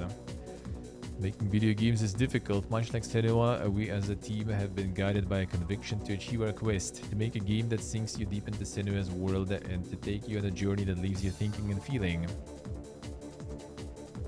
Yes, everyone thought that they're kind of closing or something. Gordon reports that this is nothing more than a warm message from the studio head, than that according to their sources, their next game has been greenlit. Gordon reiterates that the greenlit project is in addition to Project Mara, which was first announced in 2020. So there is some more. They have a couple even going right now. Delta Force Hawk Ops trailer showcases stunning visuals. The Delta Force is not something I heard for a while, I guess. Another extraction, I wonder. A large-scale combat fused with vehicular warfare, destructible environments, and real-world gritty gunplay reminiscent of Battlefield 3 and Battlefield. Which are often considered the peak of the franchise. Specialist-based operating system and some bizarre out-of-place in-game abilities bordering on the basically out-of-place kind of level. Game, Summer Game Fest teaser. Alright, so we're gonna see it there then. Alright. That's fine. Slew weapons, some locales. like the graphics and stuff. Well, we'll see it on the show there. We'll see it on the show there. Yeah, just the normal multiplayer. Yeah, Delta Force is the boomer stuff there. It's been some time. X-Defined servers plagued with problems at launch. Damn, son. Then immediately after the game went live, players began to take to social media to complain about not being able to get into much. Issues with finding a game. Where some players are unable to join a game, please bear with us while we look into servers and matchmaking. Every time, dude. Every launch. Every launch.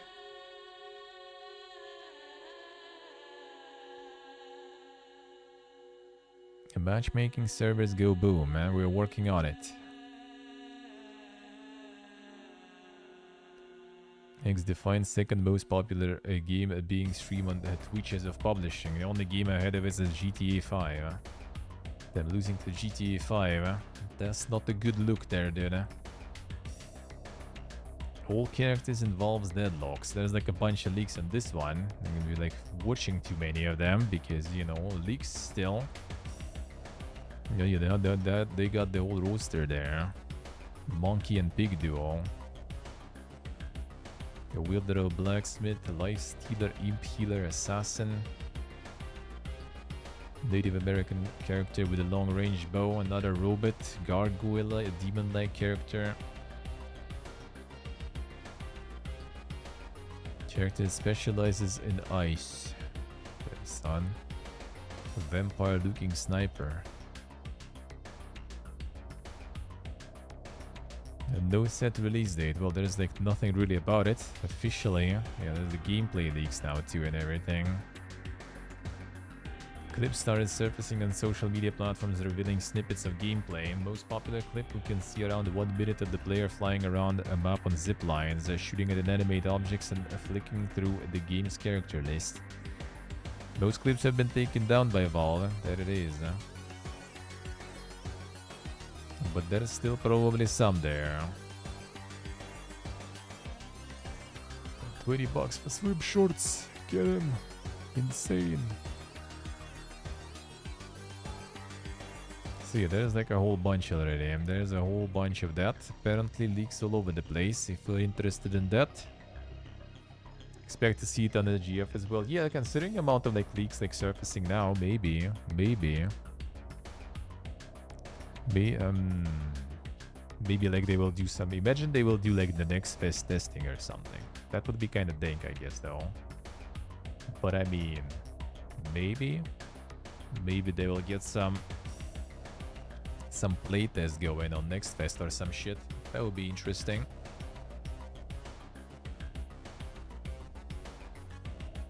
Yeah, Sony Days of Play event coming end of May 2024, it is claimed. Again. It is claimed again. Expect promotion offer that should hit local retailers and PlayStation Direct. Now you had the invite keys, I remember, yeah. New claims on what Xbox on every screen means. Have some details on exactly what Xbox on every screen looks like now, and I think what it is that every Xbox game will have a consistent social UI across all the games. So like if you're playing Sea of Thieves, for example, on the PlayStation, you'll be able to bring up a mini Xbox guide or something like that, kind of like Battle.net sort of. Also, they're gonna be just like forcing their own sort of launcher on all platforms. At the point in development that it's a code name within Xbox called Roseway. Yeah, sounds amazing, dude. Gonna get some Microsoft Store everywhere.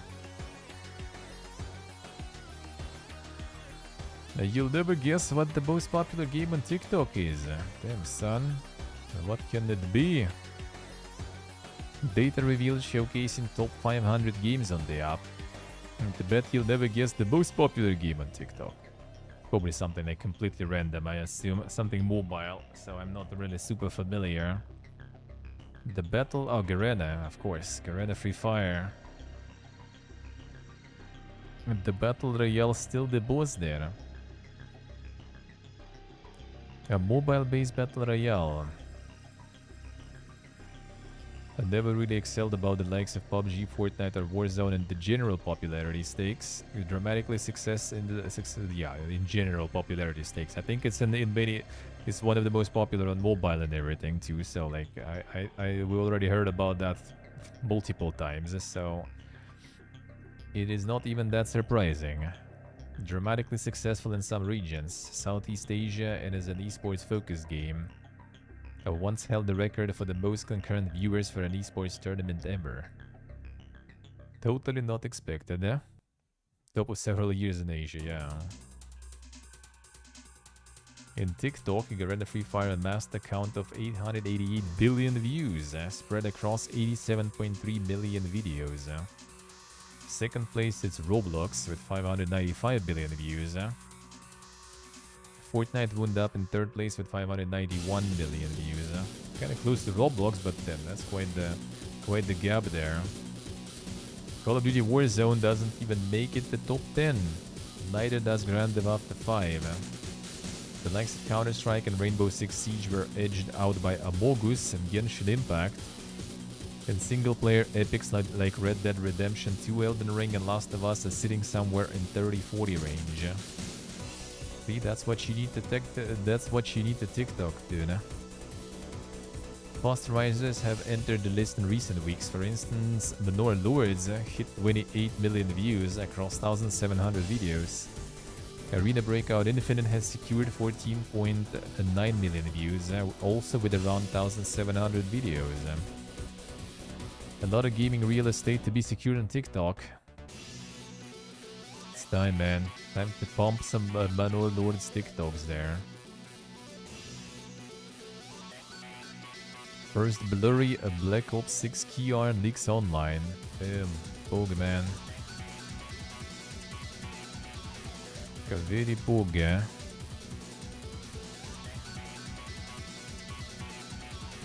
Everyone gonna be pogging all over it. That's how the game looks, yeah. That's how the game looks. That's the Switch version, dude, huh? That's just the Switch version.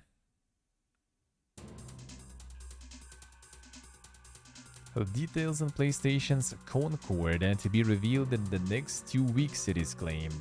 So that again also being attached to that state of play or whatever, yeah. Which might be soon already. Might be. PlayStation's next, a multiplayer PvP first-person shooter coming to PS5 and PC later this year. Damn, another one.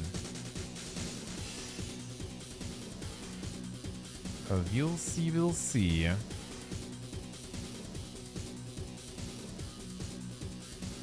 Embracer Group says Alone in the Dark failed to meet expectations. Well, that we kinda already figured. Company says that the reboot of 1990s classic franchise had a softer than expected performance. Despite seeing a positive reception from users, the game along with Outcast New Beginning had a mixed reception from critics and ultimately performed below management expectations. Performance that Embracer viewed as negative could be viewed as what led to developer Pieces Interactive having layoffs just a month after its launch. As of writing, Embracer Group yet to publicly comment on the layoffs. However, the studio did announce around the same time as the layoffs that it was set to split into 3 different companies. There it is. True, actually true. The targeting, man, the targeting. Insane. More Deadlock gameplay appears online, and even more. More looks at the game are starting to pop up. The latest involves a number of gameplay clips showing off how the game works. There it is. Searching anywhere on Reddit at the moment will bring up plenty of Deadlock gameplay videos. There it is. No, this already starting to get removed. Not gonna watch that, of course.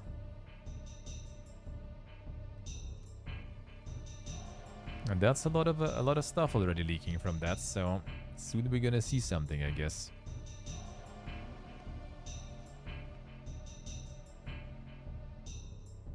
Exclusive X-Defiant hits 1 million unique players within 2.5 hours of launch.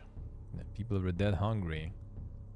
That'll be funny, like how like in a month or something, that's gonna be like, you know, nowhere to be found probably. You know, like a few months, kind of like finals basically. Maybe a little longer, but yeah, not so sure.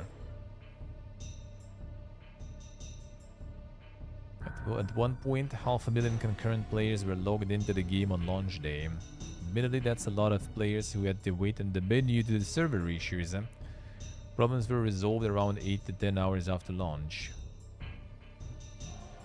At the time of writing, 48 hours after launch, the game has just over 3 million unique players and around 300,000 concurrent players across all platforms. We'll see, we'll see.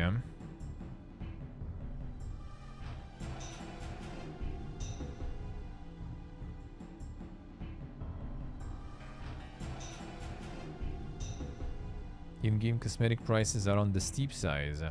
Ah, there it is. One bundle named the Phantom's Prototype will set you back 2,900 X coins. The X coins. Which will set you back around $30 for 4 cosmetic items. I mean, I think Call of Duty has even fucking worse prices, dude, huh? Aren't we already at like $50 cosmetics there or something? Aren't we? Doesn't mean that it's good though, but yeah. And not the worst as such as it sounds, yes, exactly. It is very sad. In 1 year, Embracer laid off 4,500 employees and shut down 80 projects. Damn, that will deserve an award, dude. Huh? Guys, I will need an award for that.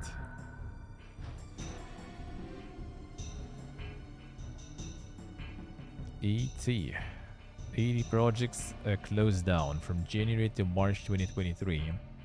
221 projects were underway, but by January to March 2024, just 141 were in play.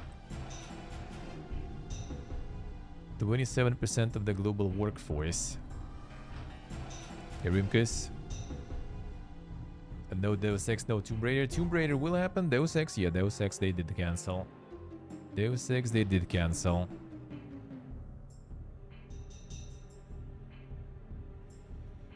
Piranha Bytes gonna join the statistics. Could be, could be. Exec did give them themselves the raise. I mean, he went through so much stress fighting people, man. They need to kind of like compensate, get a vacation after that to, you know, to come back to their senses after such stress.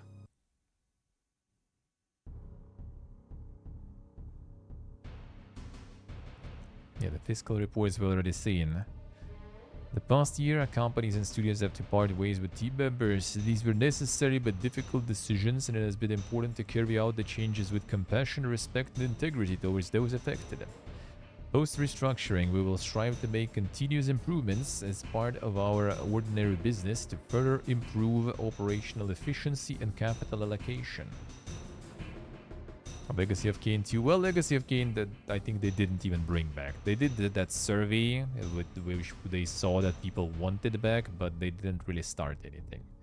Deus Ex apparently they did start working on already, but they got it cancelled. Yeah, Fortnite leaks tease a Lethal Company collaboration cosmetics. They're already like going for Lethal Company too. Holy. Anything that's gonna like pop off, they're gonna go. Time for Helldivers collaboration soon or something. But let's go.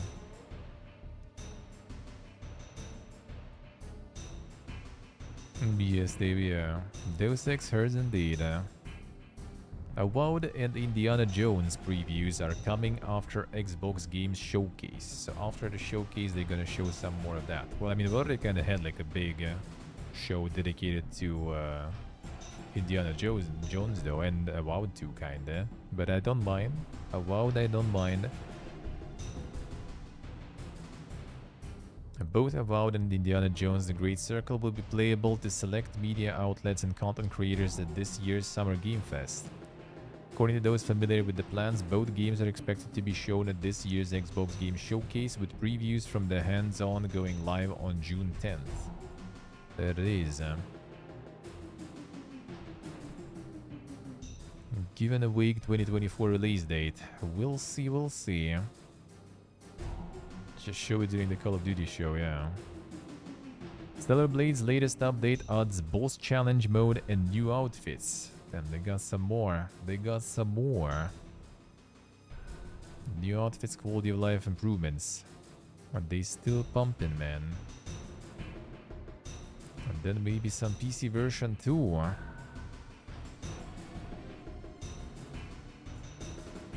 A new Astro game announcement coming in next 2 weeks, it is claimed. Another one with next 2 weeks.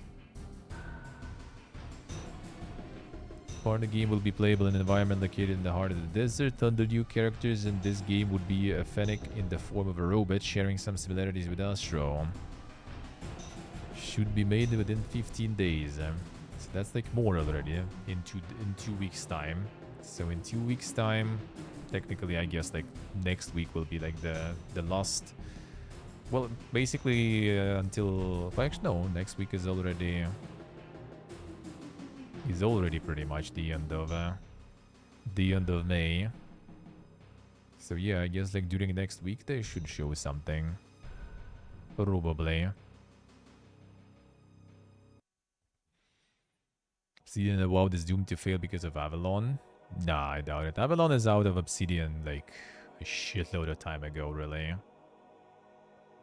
He was out already a long time ago. Like pretty much like past New Vegas, he was out already. So yeah, I don't know if it's exactly doomed to fail. I don't know, because since then we got also like, you know, Pillars, for example. It wasn't bad. So we'll see. I don't think it's really doomed to fail. We'll see how it will go though. Like, I'm not sure about like not great. Bloodlines 2 was created out of Avalon, but Bloodlines has nothing to do with Obsidian though. Bloodlines 2 has nothing to do with Obsidian. He was working on Bloodlines 2 before they canceled the first iteration of it. Like in current Bloodlines 2, he's not working.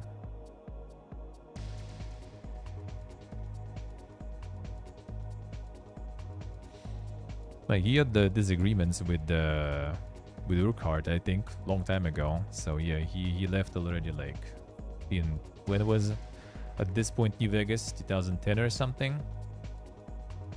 We agree he was wrongly accused. I mean, we don't need to agree. Like there is the lawsuit and everything that he won. So like we don't need to agree. That's officially, you know, that's official statement that he's not guilty of anything. So yeah, don't need to agree on that. Oh, that is the court of law saying that it was wrong. But that has nothing to do with Obsidian though, because by that time he was out already long ago. Like 2010, he already was out of there. Well, maybe a little past the New Vegas release, but yeah, he's not there already for like 10 years at least.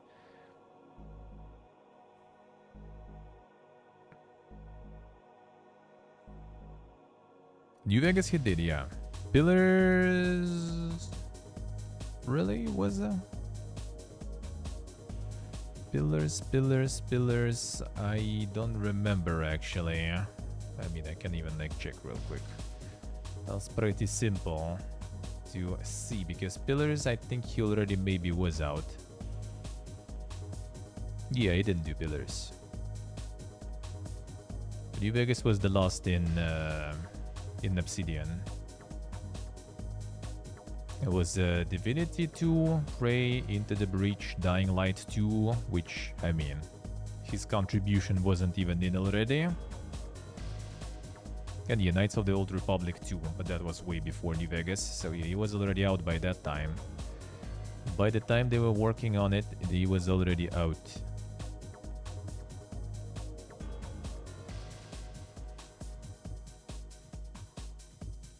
Seahawks RSC. At least the USC. Yeah, we'll see. Well, I mean, hopefully until the end of the month we will be able to see. Hopefully.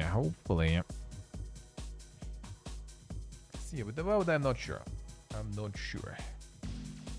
It's a little different compared to what they did recently. And if anything, I think a lot of people like might just dislike it for how they... With the SE on his Twitter page biography, he just has all the games he worked on there. It just has all the games that he worked on there.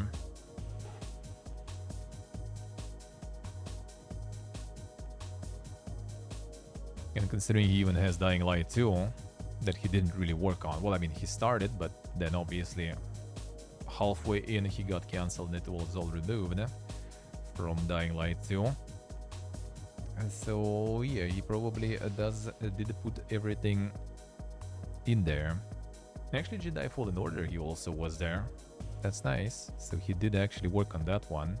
Even though that technically was already during all the Fiesta, so they didn't ditch him. Unless he also maybe was working and then they kind of ditched it after all the stuff happened. Could be. I'm not so sure. But I mean, dude's great, but yeah, I don't think it's like, you know... There's like not a lot of, in general, I guess I would say, people who kind of like, you know, solo carry the games and stuff in general. Solo on the studio and everything. So it will all depend on if they will all, you know, come together and make something good. But now with the WoW, I mostly see the criticism in terms of like how things look. Like people don't really like the environments and everything, how things kind of look and feel.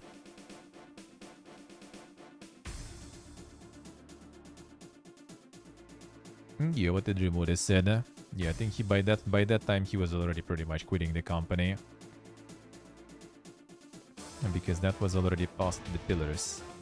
That was already past the pillars. He did what's the name? The Torment Tides of Numenera, right? I think that one he did.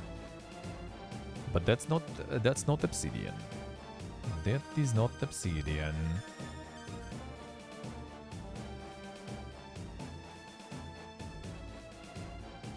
So yeah, for now all the negativity I kind of hear about is mostly from the art department. Because I mean, we kind of don't really know anything about the writing department and stuff like that anyway, so I guess we'll see. I just don't like when, like, you know, there's like some sort of this like pre-release preset opinion that is gonna like be bad, is gonna fail or something, because that kind of, you know, self-fulfilling prophecy in the end, because people kind of like, you know, want to see it, kind of like with Bloodlines 2 and other stuff, like, you know, when you want to see stuff fail, you most likely will see it fail. Will it actually objectively fail? Maybe not, but yeah, if everyone wants it to fail, it will. Kind of what happened with like 76 and a bunch of other stuff, and then years later people are suddenly, oh man, that actually is good. I didn't even know, I thought it's bad.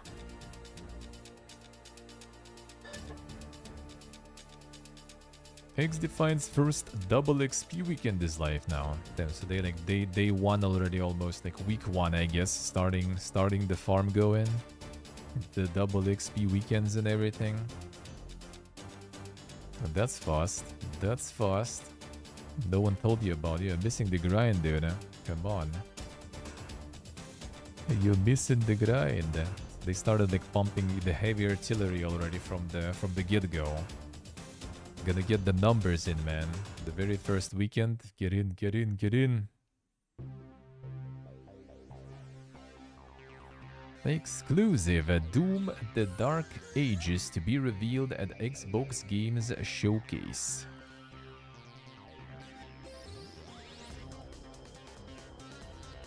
God, there it is. Hey, Doom Hamster. Yeah, so we're gonna see it on the Xbox Game Showcase. Under codename placeholder title Year Zero, understood to have the final name Doom the Dark Ages.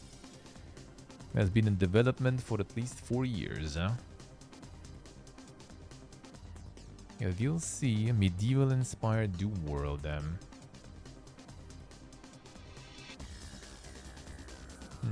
Medieval-inspired, I'm not so sure, dude. I do think it's probably gonna be like, you know, the time back, you know, when like basically the all those, like when we get in all those ruins, right, with all those statues and stuff, like the Doom Slayers and everything. That probably gonna be like in that time, I assume. Maybe it's gonna be like telling the story of like how they fell and everything. I would assume. The medieval themes partially, I see. I think that's gonna be the case. So I don't think it's gonna be like necessarily fully medieval. It's just gonna be probably like a little, like less super futuristic stuff. Wonder about the weapons? Yeah, it probably gonna be still kind of like a lot of like, you know, yeah, maybe it will be kind of closer to something like Heretic, for example. That would be cool. Like, I doubt it's going to be closer to Hexen, because Hexen a little more RPG-ish, right? It's probably, if anything, going to be like Heretic, as in, like, you know, just like shooting and stuff. But yeah, maybe like some melee stuff and everything.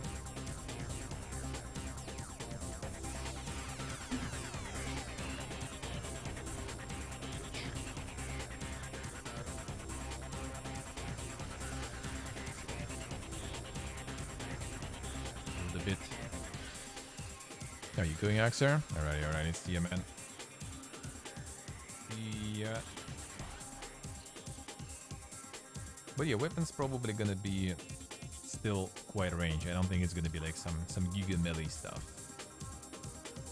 I mean, if it will be like, yeah, the kind of spin-off Doom game, I could see it being like a little more melee focused. Which, I mean, it kinda is, right? Since it's not like some sort of like... I mean, Doom Eternal also wasn't like some Doom, and Doom 2016 wasn't like number Doom, really, you know. So we'll see. We'll see.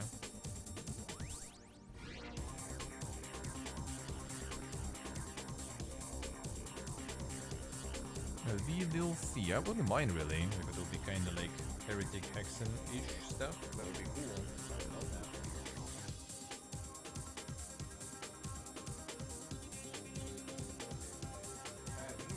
Love that. Real was better than the 10th week in every way possible. Now, Real was good, yeah.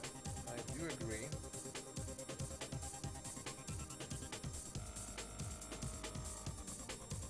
I do agree.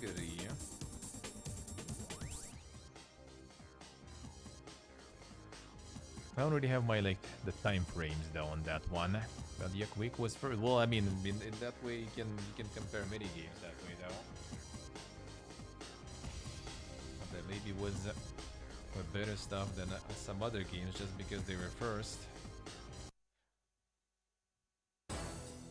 And if you take some boomer shooter nowadays, they all better than Doom. Doom just was first, you know.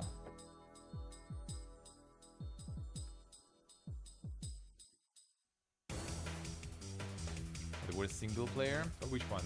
Unreal 1 versus like Quake 1? That's the thing, Unreal 1 like was, yeah, still story based and everything. They had really good AI or Scourge and stuff. But after that they just kinda ditched the story completely. After that they just kinda ditched the story. After Unreal 1. I think maybe Unreal 2 had some still, but then after that it was like all the tournament focus. Basically, they just kind of abandoned the story stuff. And well, I mean, yeah, that's also kind of the point to make here is that, you know, back in the day in shooters, people didn't really give a shit about story. And single player was meant by, you know, like how it's played, not the, you know, the story, because like Doom, for example, had pretty much none and still was really successful.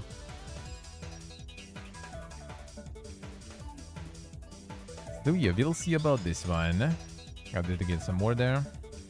Oh yeah, Doom the Dark Ages will be on Xbox and PS5. Xbox and PS5 are gonna be there. Yeah, that's the thing. The shooter story was was not that in high regard back then. Not PC, yeah. Imagine. Raise the storytelling in the Half-Life. Half-Life story, to be honest, Half-Life 1 at least is well, really, not really. The storytelling, yeah, like the techniques that they use there, for sure. Like they like it was like sorta in a bit like the immersion sim, you know, in that sense, because you could interact with a lot of things, you can do a lot of things, and it was kind of like more like freedom on the levels and stuff, and it wasn't about like just fighting things. Like there was a lot of like things that, for example, for what's the name, Arcane, I think, when they were like looking for like the level designers and everything, they were like I remember watching like one of the like level designer of Arcane who was showing like how they applied for the level designer, and they basically just needed to make like, you know, the Half-Life 2 already though, but still Half-Life 2 map, just because how much Half-Life and like the source engine Half-Life editor was allowing to make some sort of like, you know, unconventional approach to things, like different solutions to the problems and everything.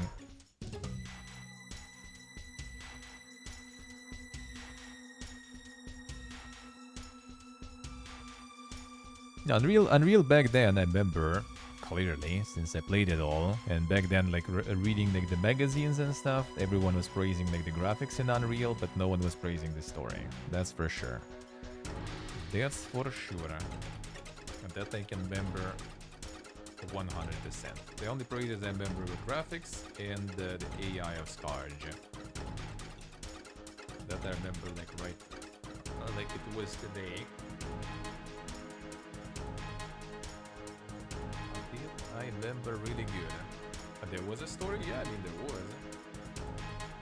But there was a story in Doom too, but yeah.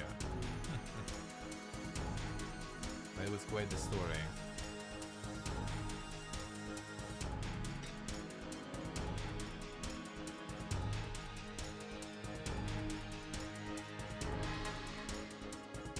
Not mentioning the last gen Xbox One and PlayStation 4. I mean, not surprised already. Not surprised that now they're ditching these.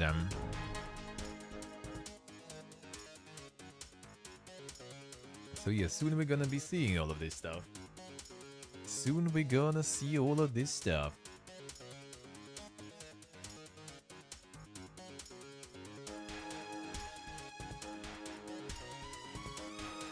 Oh yeah, the Quake story was also pretty... Like, I played all those shooters back then, and I can't recall anything out of the story at all, whatsoever.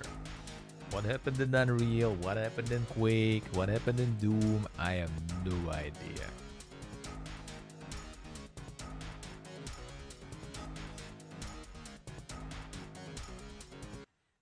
I have no idea. Back then it was just kind of like, oh shit, I can just run around and shoot things. Feels good, man. And then multiplayer arrived, and even more feels good, man. Even more feels good, man.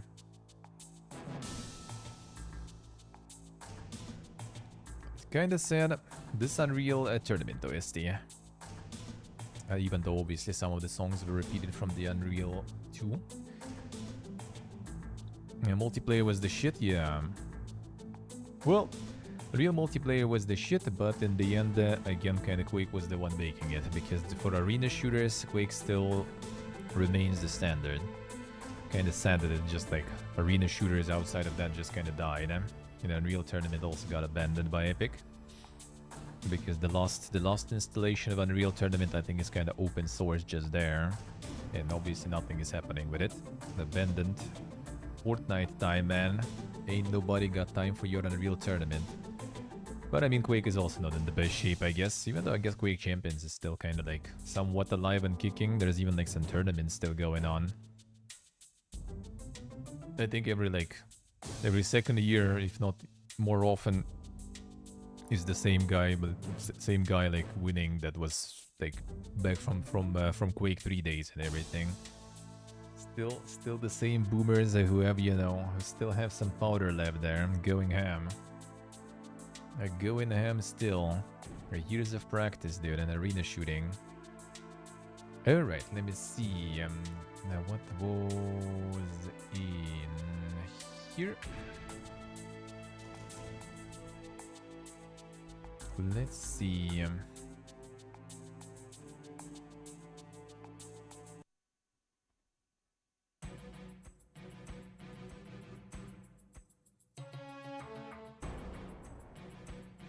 Let's see. Okay, I'm gonna open it. This. 1 sec. Boom. Gonna just get a few more stuff from you.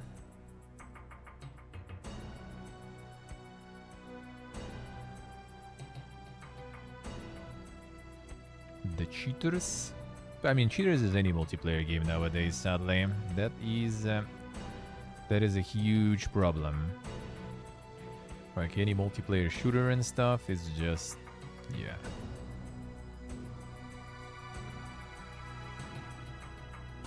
Like the only time you can play some multiplayer shooters nowadays, especially competitive ones, is when you play just on release. Like you play, unless there was a beta test, then maybe on release already not safe. But yeah, like release in a few days until, you know, the cheats start rolling out, you kinda can enjoy the game. After that, done. Forget about it. There's gonna be cheaters all over the place.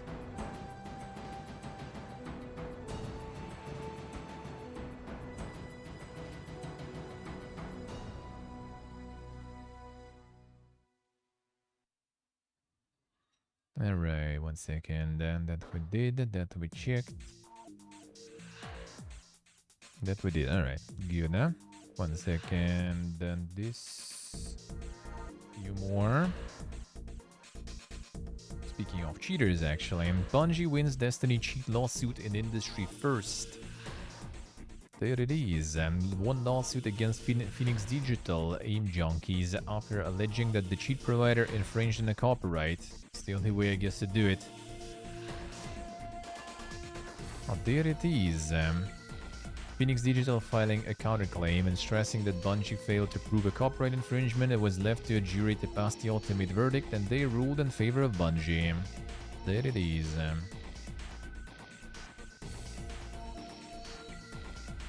Compensation wasn't substantial, sitting at just $63,000. Damn, son. Industry first result that will go down in history books. Damn, epic, man. I'm not sure, is it actually like the industry first though? I thought they were already like the lawsuits before with that stuff. Oh yeah, the gig articles there. My favorite. Gamers are becoming less interested in games with deep strategy, study finds. Who did the strategy, dude? Who did the studies? First with the jury. Ah, okay, yeah, that makes sense. That is true. Show Marathon at Nuta 3. I think they had something, what was the name? The different one. From a different studio to show. I'm not sure if they're gonna show Marathon 2, especially since they kind of started to rework Marathon a bit. We'll see about that. Not so sure about it. Report from Quantic Foundry collected 9 years of data from researchers' own gamer motivation profile tool. Tracks how appealing different aspects of games are to different people. How did they track that? Gamers who score high on this component enjoy games that require careful decision-making and planning. They like to think through their options and likely outcomes. Alright, XCOM, Fire, alright. Across 1.7 billion surveys, Quantic Foundry found that 2/3 of strategy fans worldwide, except China, where gamers have a very different gaming motivation profile, have lost interest in this element of video games. 67% of gamers today care less about strategic thinking and planning when playing games than the average gamer back in June 2015.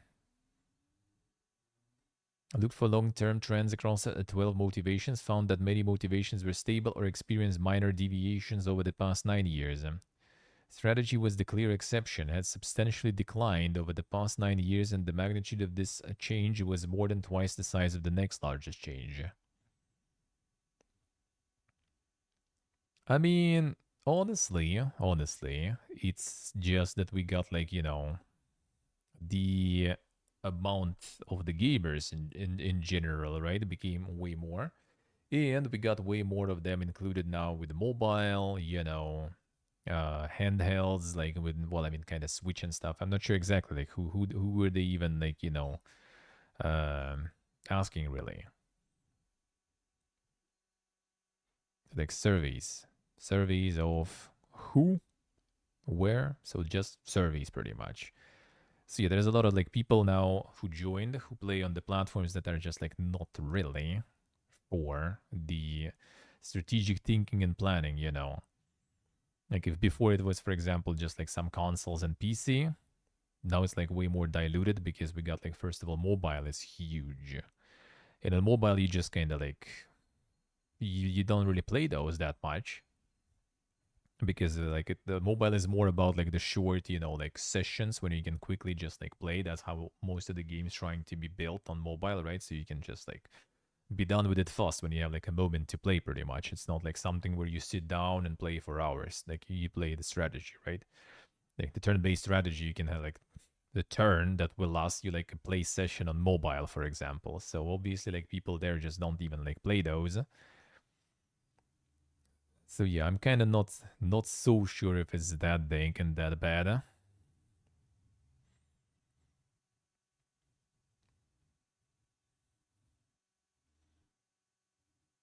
Quantic founders and put simply were maybe too worn out by social media to think deeply about things. Nah, that like no, that is like so that is like such a like far stretch that I don't even know, man. I don't even know, dude. Like people don't play strategical thinking games because they're too tired of social media and stuff, dude. That is an interesting connection there. Exactly, Ultan, exactly. Yeah, somebody like maybe it's that's just like PC gamers or something. I don't really see it here though. Like who were they asking here? Research gamer motivation, like who? Surveys over the years and stuff. Yes, I have no idea. Since 2015, like the portrait of a gamer changed. And even on PC, I guess you can say that nowadays people don't play like strategy stuff. I wouldn't really like say so though. I don't know, man. I don't know. It's just like in general, like amount of people playing increased, and the new like the addition, the didn't have TikTok. I don't think TikTok really has anything to play with that though. To be honest, I don't think so. I don't think so. It's just in general like the mobile that became way more prevalent now. Yeah, the mobile is just like strategy just don't fit on mobile because like controls way harder, time on the session is way lower.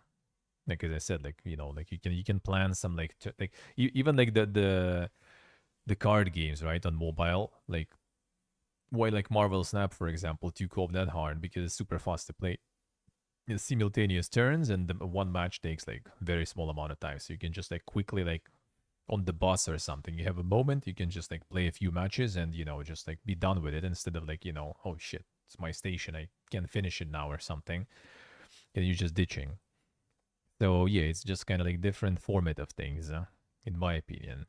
In my opinion, like the being worn out by social media and stuff, that sounds kind of like a very far stretch.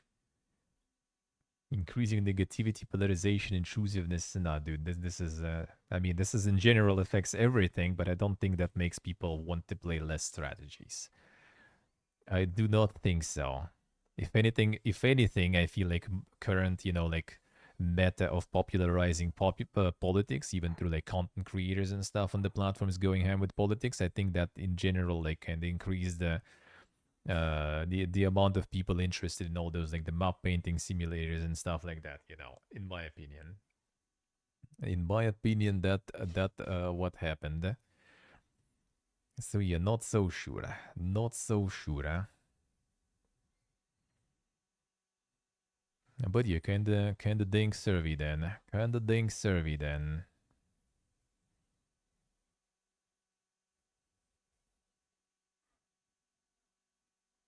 So like 50% were interested,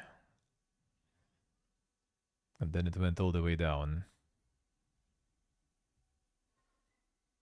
So yeah, depends on the platforms and stuff. I would say there's like way more like different people, different platforms now. So yeah, I think that's the main reason. My opinion. It just kind of like the increase in other genres and stuff, not compared to increase in the strategic genre.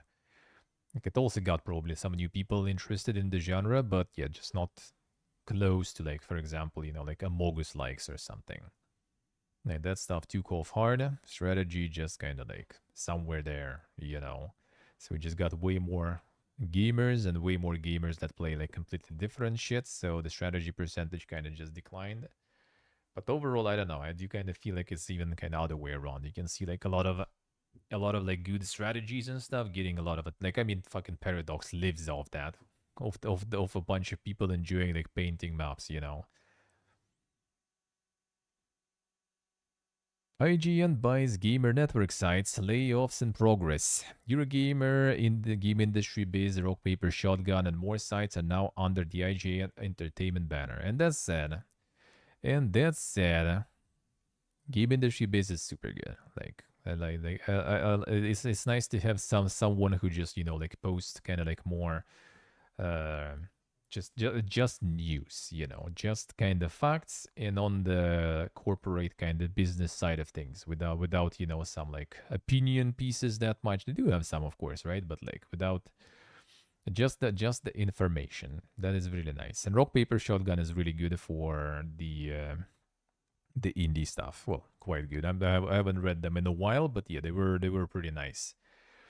Kind of Eurogamer didn't really read that much, but yeah, game industry a lot. Rock Paper Shotgun back in the day. So it's kind of just sad that everything goes under IGN because yeah, it's the monopoly on stuff, and I don't know. I'm just like not a super huge fan. Because they just also like one of those that tries to kind of like get everything, and then they try to cross promote everything, so it will be kind of like the Xbox showcase that we watched, right? Or whatever that, yeah, it was Xbox, right? When it's like 40 minutes or something showcase, and out of that like 20 minutes you just watch IGN ads about all of their projects, about movies, about shows, about everything. Dude, I came here to watch fucking video games announcements. I don't care about your projects. So that kind of sucks. That kind of sucks. But we'll see. Hope they at least will be able to keep doing what they're doing. Yeah, it at Xbox. Yeah, that stuff. That stuff. That was it at Xbox. That was yeah, not a huge fan. So they like try to shove their stuff everywhere, like all their projects, promoting, cross promoting, getting all the ops for that, ops for this, do that, do this, and then yeah, they kind of like the crossover over different industries. I also really dislike when you just like follow places, follow like some mediums for video game stuff, and they just like bombard you with like, oh, there's like this actor in this show. Like, dude, I don't care. I don't watch shows. I came here for video games, man. I don't give a shit. I hate that. Even though I guess now it's shows about video games and video games about shows, so kind of like partially inevitable, but don't need more than necessary. Don't need more than necessary. All right, that would be it then. I have my food here that I will consume then already after I finish the stream, so I don't do it on stream. All right, so that was nice. Let's read the There we go. So yeah, I will be back tomorrow. Tomorrow is Monday, so